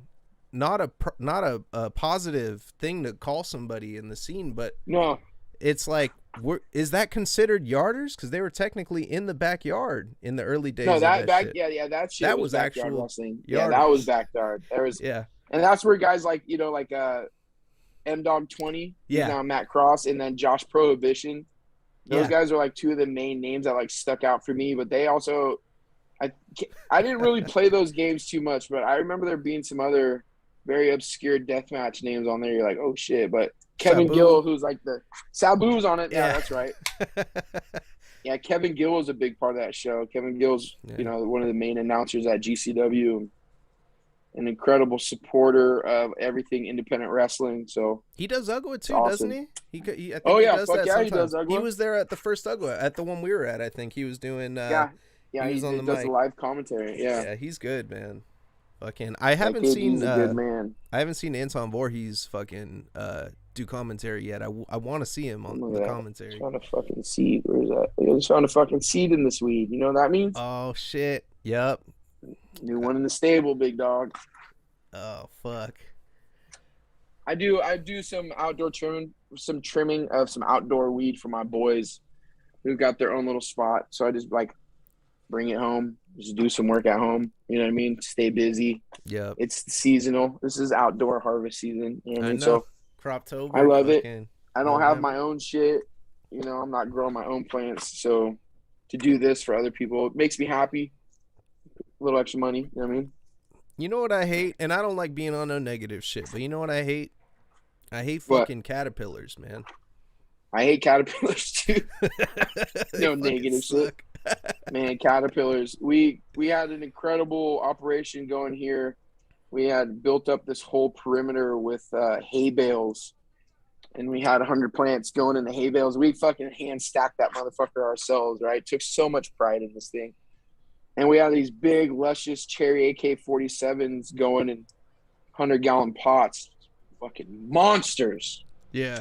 Just soaking up all the sun and all the love. And those fucking caterpillars got in there and started eating them from the inside out. And I remember, like, finding their little fucking bodies and having to go so meticulously through all those big nugs. Because, you know, once they start eating, a little bit of that nug starts rotting. You're fucked. You know? Those fuckers, man. You grow? No, but we so I assisted with a couple in the past, and then we ended up shifting to just all outdoor. We did a little indoor with what's it called? We had fucking 2 mothered out plants, and I think it was like 24 on rotation, and then cool. Yeah, and then we switched out to just start doing. We gave up on that and just started doing outdoor after a while, and then there's nothing like full sun though, man. There's nothing like the fucking Mother Nature.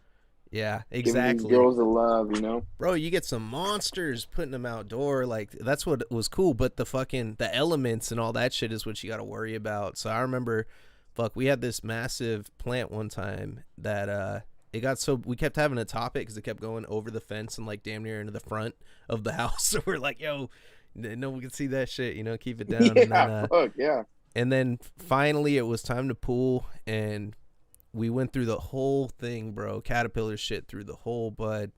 Oh. And I still smoked it. Because I was like, fuck Respect. it. All the work for it's your it. hard work. Yeah, right. A horrible headache from caterpillar shit, man. It gives you noted. Thank you. Yeah, don't smoke no caterpillar poo. Just stay away from that caterpillar shit. Yeah. Yeah, it's crazy, man. What do you do for work? So I don't talk about my job on here. Respect. Yeah, I do the show, Deathmatches and Death Metal. You know, Tuesdays and Thursdays. Yeah, I fucking been doing this for a while.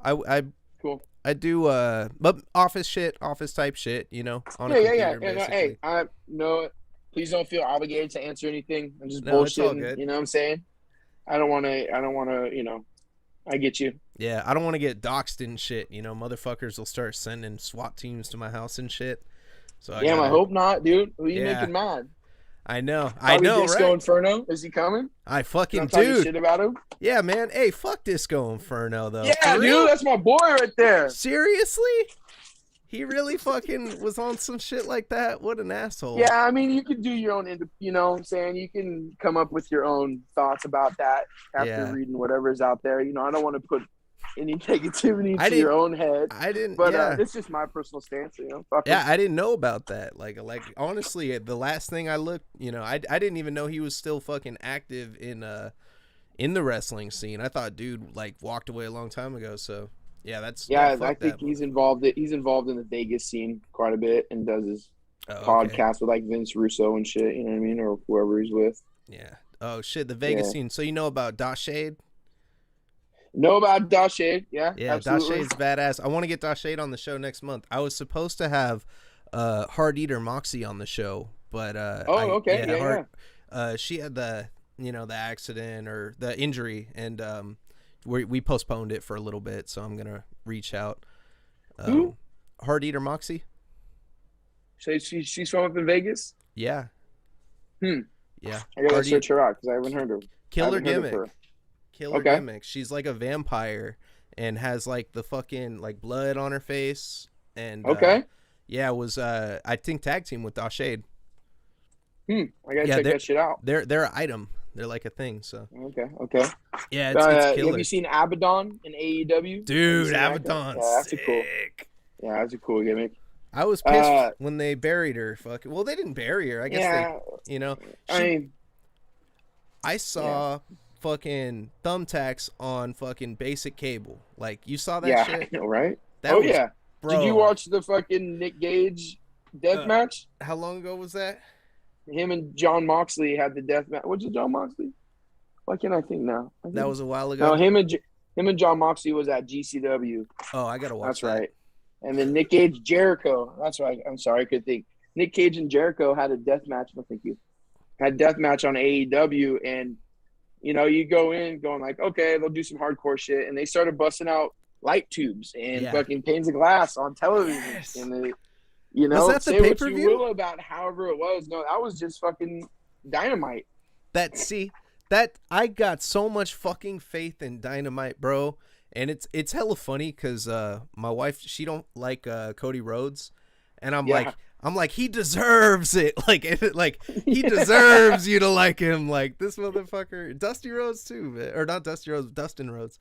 You know, those motherfuckers. I'm like, I can't hate on them no matter what the fuck they're doing, because they mad deserve what the fuck is happening. Like, Cody gets his fucking hate, and unfortunately, I guess he deleted his Twitter or whatever. But it's like, he's living his life, man. He's doing his fucking truth. Like, yeah, how the fuck are you gonna judge that dude, man? Like, let him do his thing. His neck tattoo is fucking horrendous. Don't get me wrong.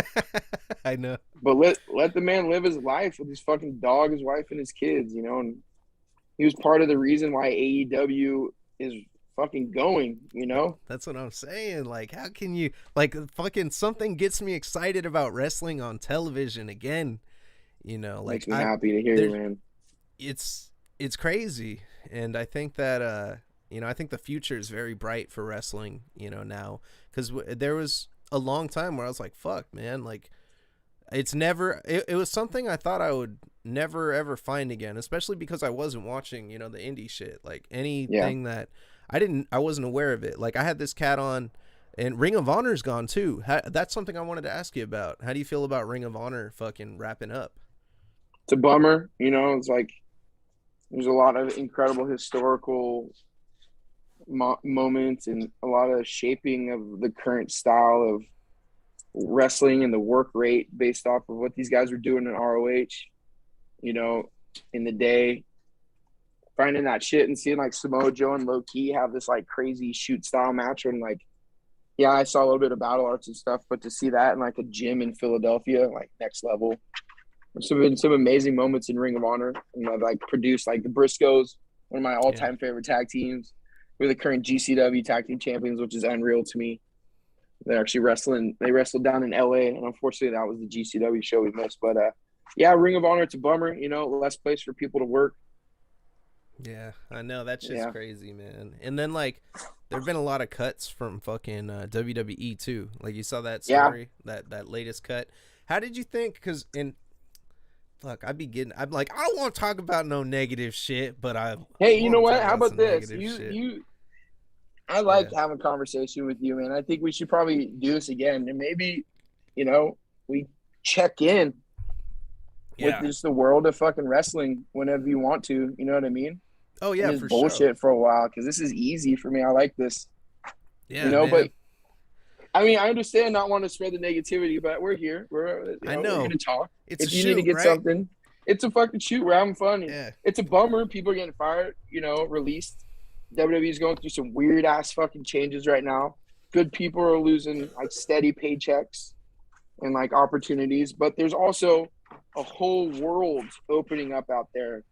And there's these wrestling thirsty fans that want that alternative. And a lot of it is coming from the push that the indies have, the influence of AEW on the mainstream fans, where it's starting to bleed over because of these crossovers we're seeing. Yeah. You're seeing AEW fans that you never saw at these GCW fans there, packing these fucking venues coast to coast. And it's just slowly starting to bleed over, into like being cool again, being somewhere where people want to meet and fucking celebrate. So Blake Christian, who was Trey Baxter up in NXT. Mm-hmm. So Blake Christian like came through the Indies, got signed there, had some amazing moments, but didn't really shine. You know, he got released and he's already back in fucking GCW. And he's got a pretty big match coming up. I think it was Bandito he's booked against for that GCW. Yeah, you know who Bandito is? You ever seen the wrestler Bandito? I'm about to Google him right quick. Yeah, check out fucking Bandito. Man, you should check it. So you should Google this West Coast Pro Show and look at the lineup. I almost don't want you to look at any. I almost don't want you to check out any of the talent that's going to be at the show. So when you come, you're just fucking fresh for this. So I can just like feel the energy of you seeing the shit for the first time. Like that's a drug for me. You know what I'm saying? Yeah. To bring people and to like look at them when some shit's going down at these things and we're all on our feet and see them enjoy it like raw to the core. Don't give a fuck what anybody else thinks. Like really enjoy seeing this.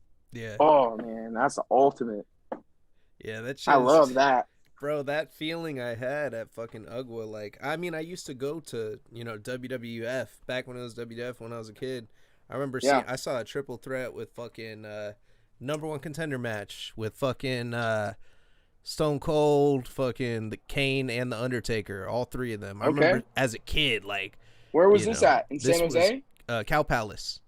Oh shit, okay.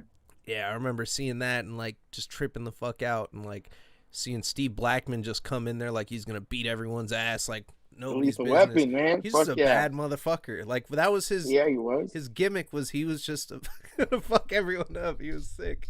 The kendo until he tagged with fucking Al Snow and they became like Team Head Cheese or something like that. Remember that shit? Yeah, dude. Oh my god.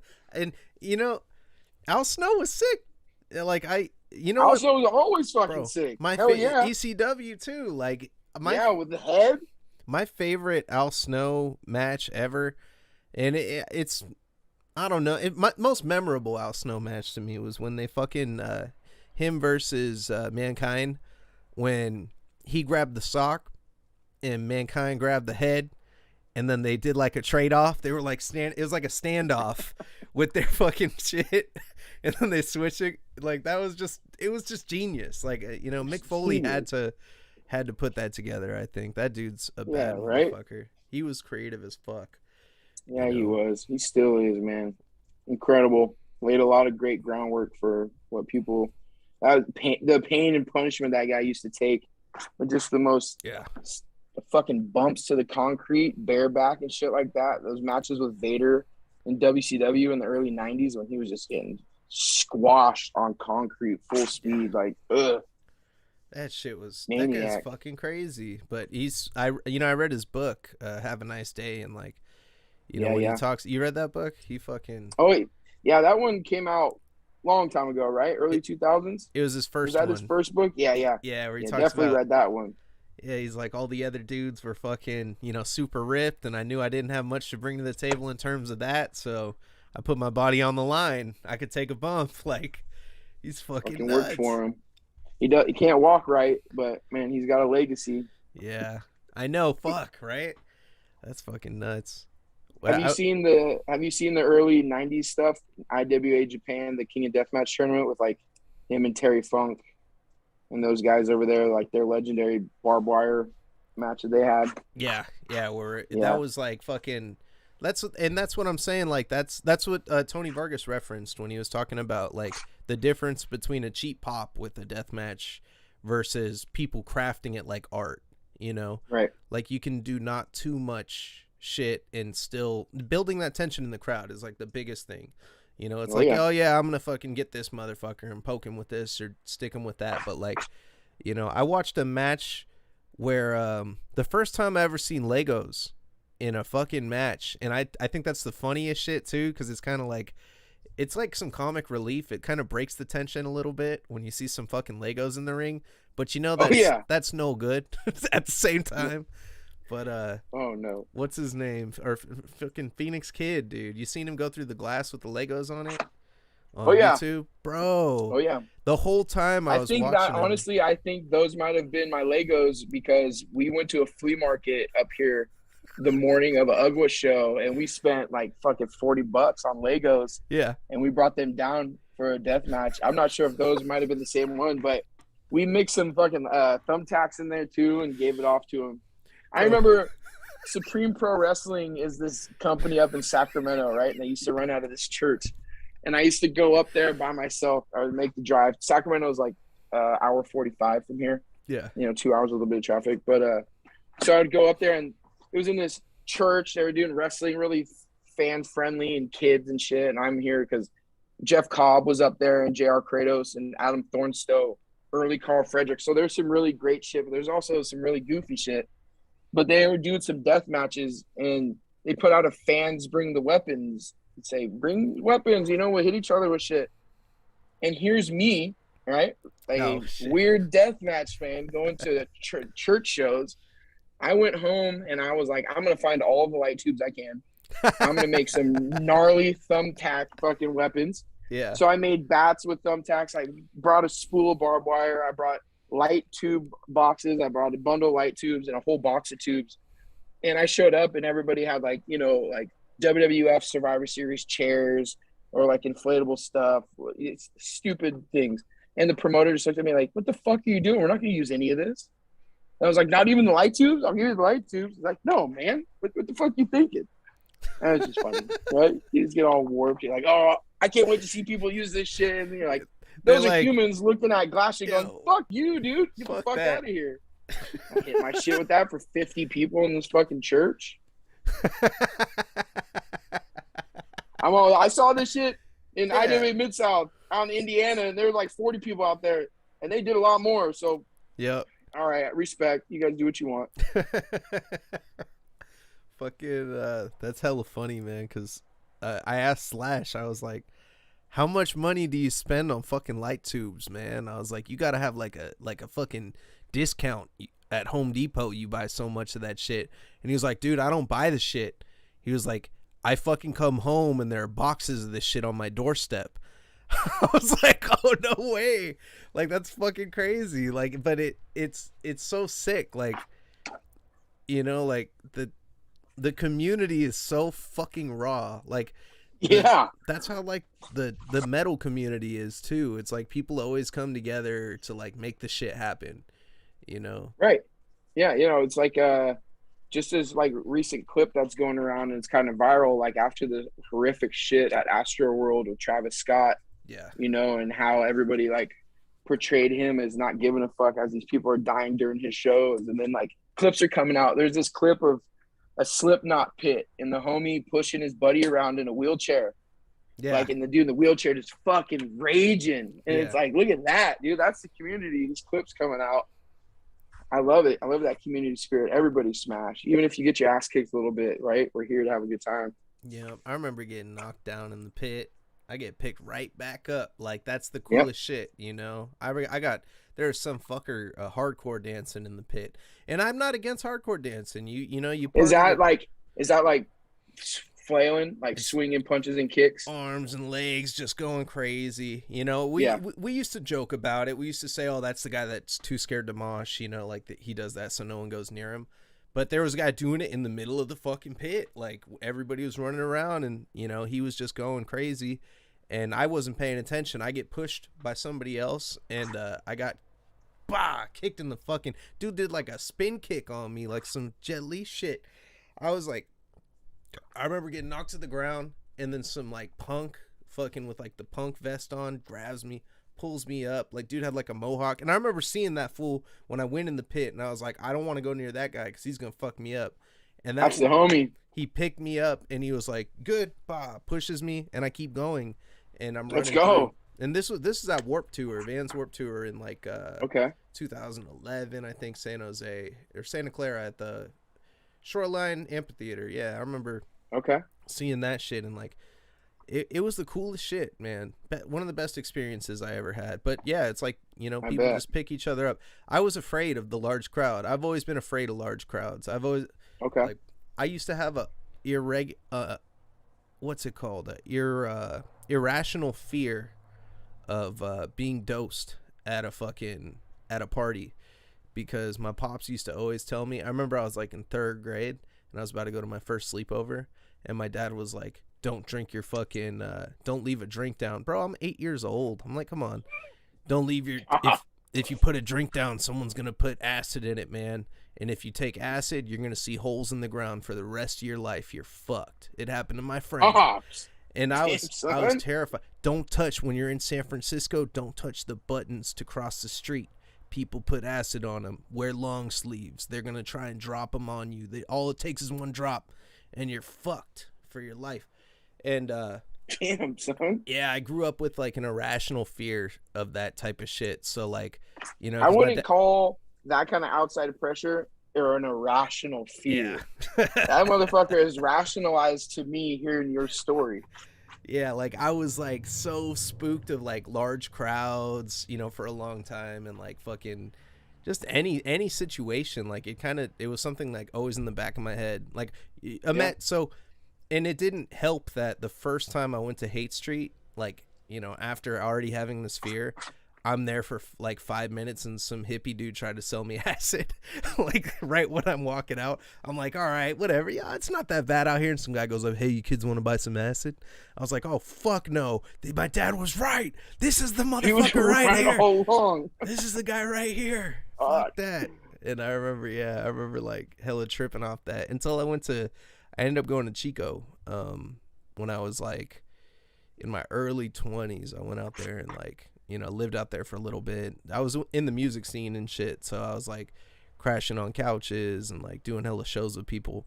And then I realized, like, oh my god, why was I afraid of all this shit, like, for hella years? Like, it's nothing to be afraid of, you know. Put these walls up in your mind, you know what I mean? You become like your own worst enemy because you think other people are thinking shit that they're not thinking because you're overthinking that they're thinking about you. It's like, yeah. Exactly. Everybody's so worried about their own shit. They're not fucking concerned. Exactly. You know what I mean? And it took me a while to get over that shit too, to be honest. Yeah, man. Like, you know, why the fuck? Oh no, it's being comfortable with yourself too. It's like sometimes some people just do it, and then some people have to learn it. And I had to learn that shit for sure.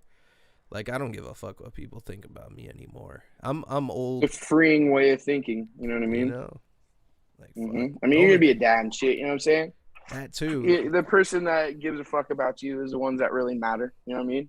Exactly. You found your tribe. Yeah, that's really freeing as well too.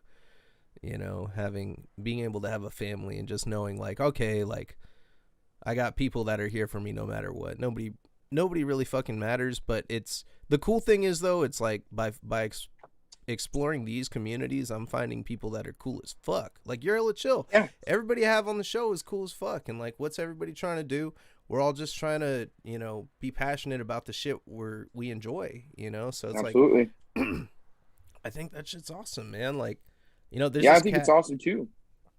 You gotta check this cat out named Mike from Warflurch that I had on the show. He's the epitome of, like, the coolest motherfucker on the planet. Warflurch? Yeah, he's on Instagram. He has a show called Warflurch Wednesdays where he brings on random, like, death metal bands and shit. And he's in a band that's, like, kind of, like, taking off right now. And they're fucking, I'll send you a link. But it was funny because I asked him at the end of the show, I'm like, what do you want to plug? And he was like, I want to plug being kind to yourself. And I was like, what? And he was like, yeah, don't be so hard on yourself. Don't stress about the things that are out of your control. And I was like, I didn't know how to respond because I was like, dude, like, straight up. I was like, real shit. Like, and then I realized, like, this is what he's really about. Like, it's like positivity, high vibrations, high level vibrations, no low level shit. I love that. That's why I always try to check myself whenever I start talking negative and shit. Like, you know. True, right? But, you know, I get that, and I love that, and that's the mentality, you know, I definitely live by, is keeping that vibration high, because it definitely attracts the right energy around you, and it makes it easier to find fake shit. You know what I mean? Exactly, bro. I will say that, like, over the years, I've developed, like, this filter where I almost need to, like, see the negativity and, like, be a filter for it. You know what I mean? Just to get context about how, like truly good we have it, and not, like, I find any pain in anybody's suffering or any joy in people suffering or downfalls, but it's like I've been through a lot of negative shit in my life and had to make a lot of really crazy choices with like family, you know, addiction, and just like not really knowing where my place was, you know, and like finding mercy wellness when I did. And the owner, Brandon Levine, who's an incredible human being, like being able to be myself without people needing something more than just like who I am, you know, and not looking to take advantage or make me feel bad about being too excited about something, and like truly giving a shit and having people appreciate that you give a shit about something, you know, like always have this weird voice in your head, like you're doing too much or trying too hard for something that like in the grand scheme of things doesn't fucking matter. But like, this is like the grand scheme, right? Like your reality and like my life, like this is our grand scheme. What we fucking make of it is that bigger picture. And it's like an everyday vibe, right? Just feeling good about what you're doing, who you're with, being good to people, treating people with like legitimate love and not just like looking to get something out of somebody and keep it moving. Yeah. You know, And we were at the beach. We were at the beach on Sunday. Sorry for Yeah. cutting you off, man. I No, it's definitely all good. ramble. I apologize for that. No, go ahead. But like I was watching the waves like come in on the sand. You know, we like live hella close to the beach, and like me and the lady are standing there. We're kind of doing our stretches. I'm like super crazy, stretchy kind of. I always feel like I need to stretch, like doing headstands on rocks and shit out there, you know, trying to just get as weird as possible. But seeing the waves come up on the beach and like leave bits of the ocean, it's like I kind of like looked at myself. This is probably weird and stupid, but I looked at like us as like a beach, right? I mean, the wave comes on and it's like people coming into your life. There's gonna be so many people that come on and like leave nothing on your beach. It might just be a passing fucking how do you do, but the people that are that wave that comes and like drops the shell or leaves the jellyfish or a piece of kelp is like an important person in your life that's like you're building from, negative or positively.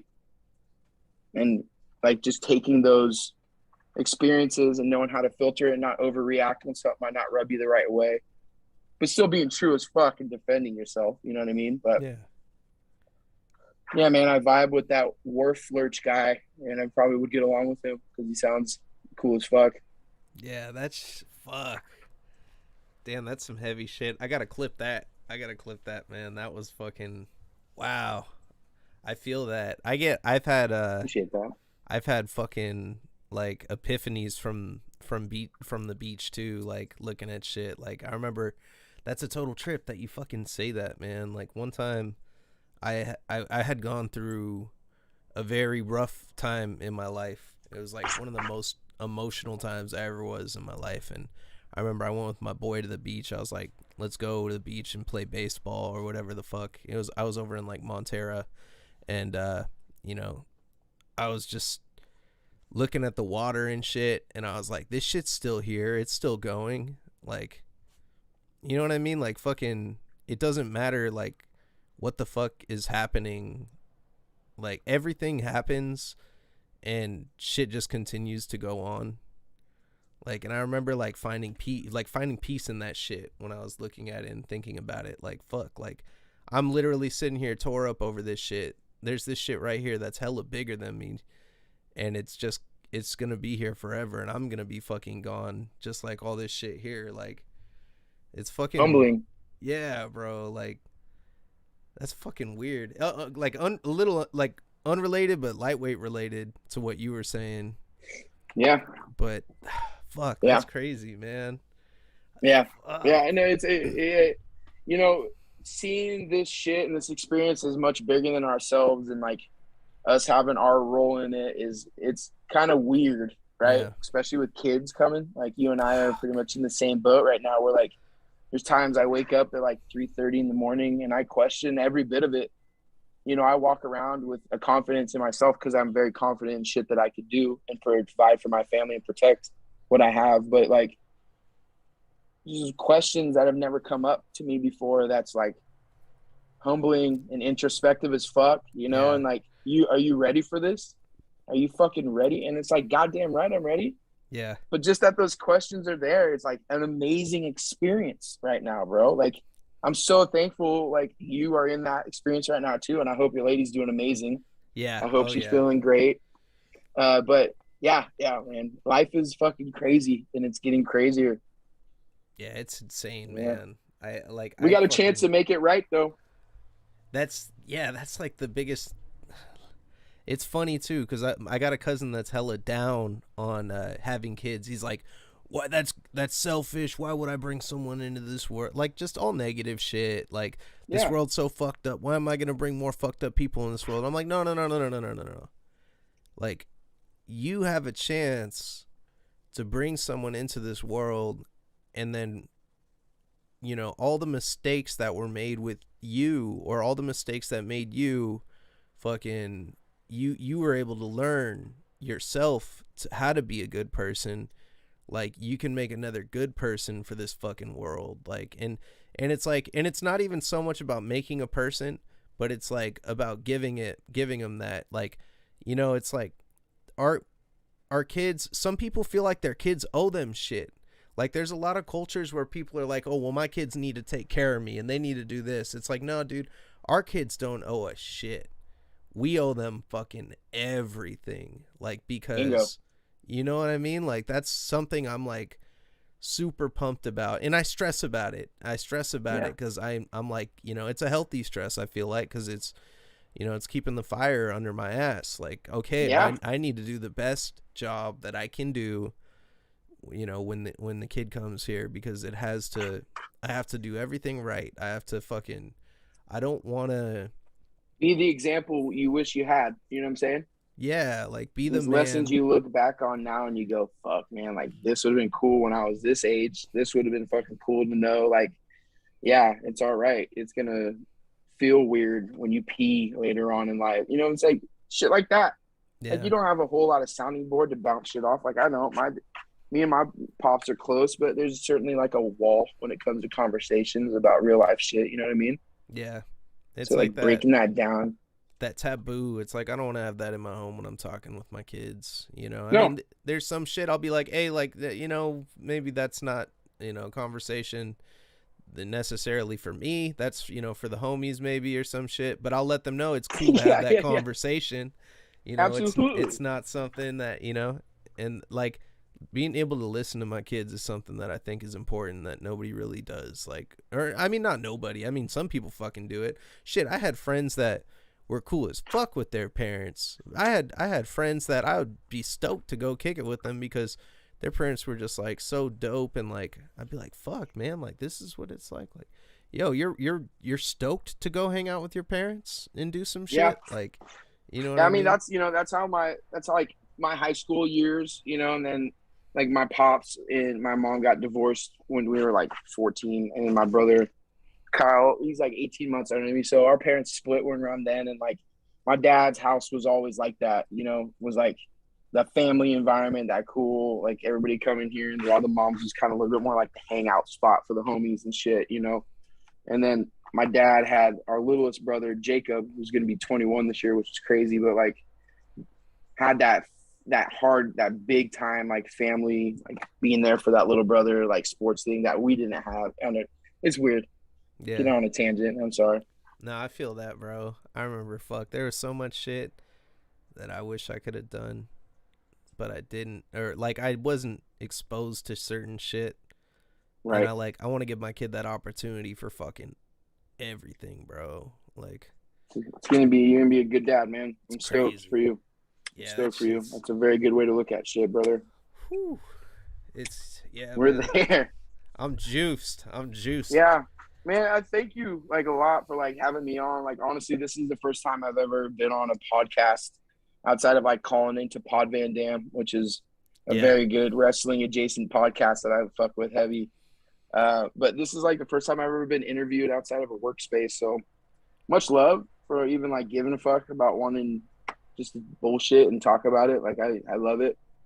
Yeah, man. Fucking, you're a great fucking guest, and Thanks, I don't brother. know. We gotta talk. We gotta talk about. I don't know what your schedule's like, but I think I don't know. We'll talk. I want to talk So I, about I having I'm you on. I'm Monday through Friday. You know what I'm Yeah. saying? I go in at like 8:30 in the morning, and I'm off at like 5:30, I'm home and fucking rocking. You know, Okay. my lady's pregnant right now, so we're doing our little trips every now and then, but we're home bodies. We're home most nights, man. If you want to do something, I'm down. You Yeah, know, man. absolutely. That'd be fun. I booked for the whole month. Well, you know what? Here we'll wrap this up. You want to Yeah. drop some plugs and then we can talk about it. Go fucking juice. Plugs, man. First plugs would be my lady's eyelash company. She's one of the most skilled eyelash artists I've seen. Moonstone Lashes on Instagram. She's got her own studio up here in Santa Rosa. If you care about the way your eyes or your lady's eyes or your dude's eyes or anybody's eyes, you should let her take care of you, and she will. Shout out the whole Mercy Wellness squad, Mercy Wellness 2 on Instagram and Twitter. You, big time. We're just giving me a fucking platform for you, giving wrestling fans, promoters, talent, death metal bands, which I don't know a whole lot about, but I'm always fucking willing to learn. Oh yeah. There's a whole You know, rabbit hole. I fucking love rabbit holes, and I fucking definitely have a headphone in every day. And I do have a very high energy about me, so it probably would aid in that. Like, I fucked with like Slipknot, As I Lay Dying. Yeah. You know what I mean? Dimmu Borgir, Cradle of Filth. I used to listen to quite a bit. CKY, we fucked with in high school. Oh hell yeah. You know, so there's some shit, but I know there's a whole other world that I have no idea about, and probably would fucking enjoy because I like fucking fast paced screamo shit. Yeah, dude. Fucking like it's so funny because like when I have like death metal bands on my show, they give me like tons of recommendations for bands I haven't heard of. I'm just like, holy shit, because there's so many. Like it never ends. Like independent wrestlers. Like we were talking. I mean, me and you can relate. Like the death metal and death matches, even if it was just independent wrestling and death metal, there's so many like similarities to these circles, and there's so many crossovers. I don't know if you know like Schlack or Dan O'Hare. They were the fucking Storm of Entrails is their tag team name, but they were part of Eat the Turnbuckle, which is this fucking death metal band where they would do on stage death matches and shit like that. Like, if you don't know Schlack, bro, like I highly recommend you just giving Schlack like as much as your attention as possible and like seeking out, because he's the man. He brings an energy when he comes through, even through on my fucking screen, when he comes through and there's guns don't kill people, Schlack kills people, and this little motherfucker, all tattooed and yoked out, comes out beating his chest, eating light tubes, like just getting shark bite wounds, taping it up, and just keep rocking. And then he'll just like put his glasses on and give the big toothless smile and like hug your lady and take a picture. And like, that's what it's fucking up. Love that. Yeah, you need to find Schlack, bro. You'll be so stoked. You'll DM me like, dude, Schlack's the one. Bro, that's but I don't mean to take every time. So shout out the whole Mercy Wellness 2. Shout out Gifted Dab on Instagram, on Twitter.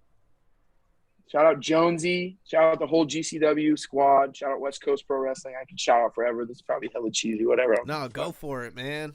Fucking this is the time. I got mad love for everything that has to do with wrestling, and I very much appreciate you giving me a little platform to just talk some shit and just spread some love. And thank you to anybody that watched this tonight. I know that a couple people from work will probably hopped on, and I know my brother shared on his Discord, so what's up? Let's get the viewers up. Yeah, everybody. Yeah. And then come to West Coast Pro Wrestling December 10th, South San Francisco. Come to UGWA this Sunday down at the fucking Ritz in San Jose. Hail UGWA on the Instagrams, I believe. Yeah, hail UGWA. Fucking much love. It's gonna be crazy. We're gonna see the Ugly Clan take on the Agenda, so that's gonna be fucking a crazy ass match. That'll be a good one. Matt Vandegrift's gonna be down there. Young Jordan Cruz, who's tearing shit up, will be down there. That dude's a beast. Jordan Cruz is a fucking beast, man. Yeah, it's fun. He's got it all. Fuck. Yeah, bro. Well, everybody, Zack Monday. Follow him on Twitter, Zack Monday. Follow Mercy Wellness as well. I'm going to put all Mercy the links. Wellness 2. Yeah, put them all. All the links are going to be posted in the description in the video. Make sure to like, make sure to subscribe, make sure to fucking tune in every Monday or Tuesday or Thursday for death matches and death metal. Fucking Mayvizzle 2, baby. I'm gonna sit on the bone throne one more time. I hope nobody makes any jokes. I'm not gonna be on a bone anymore. And this is all brought to you by Night Shift Merchandise. And Night Shift. And it's only fitting that I make this announcement while we're on the show. But season 4, we're not even in season 4 yet, but we're gonna have Jack on for the first week of season 4. So that's gonna be a blast. The actual calendar is gonna come out soon, but expect to see Jack and maybe some of your other favorite wrestlers next season. Thank you so much, everybody, and I will see you on Thursday. We are going to have another episode of Death Matches and Death Metal. It's escaping me at this time. Terrible for that. Let me double check. This Thursday on Death Matches and Death Metal. Who's the fucking guest? I just started booking for next month, so my head is like not here. Listen to Pod Van Dam on all of your favorite podcast networks and outlets. Oh, this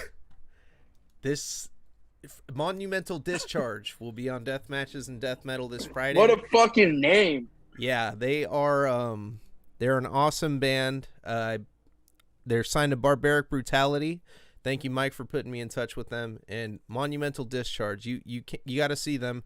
They got a new project that they're going to talk about, and we are going to have a fucking blast. Good night, and Mayvizzle out. That's our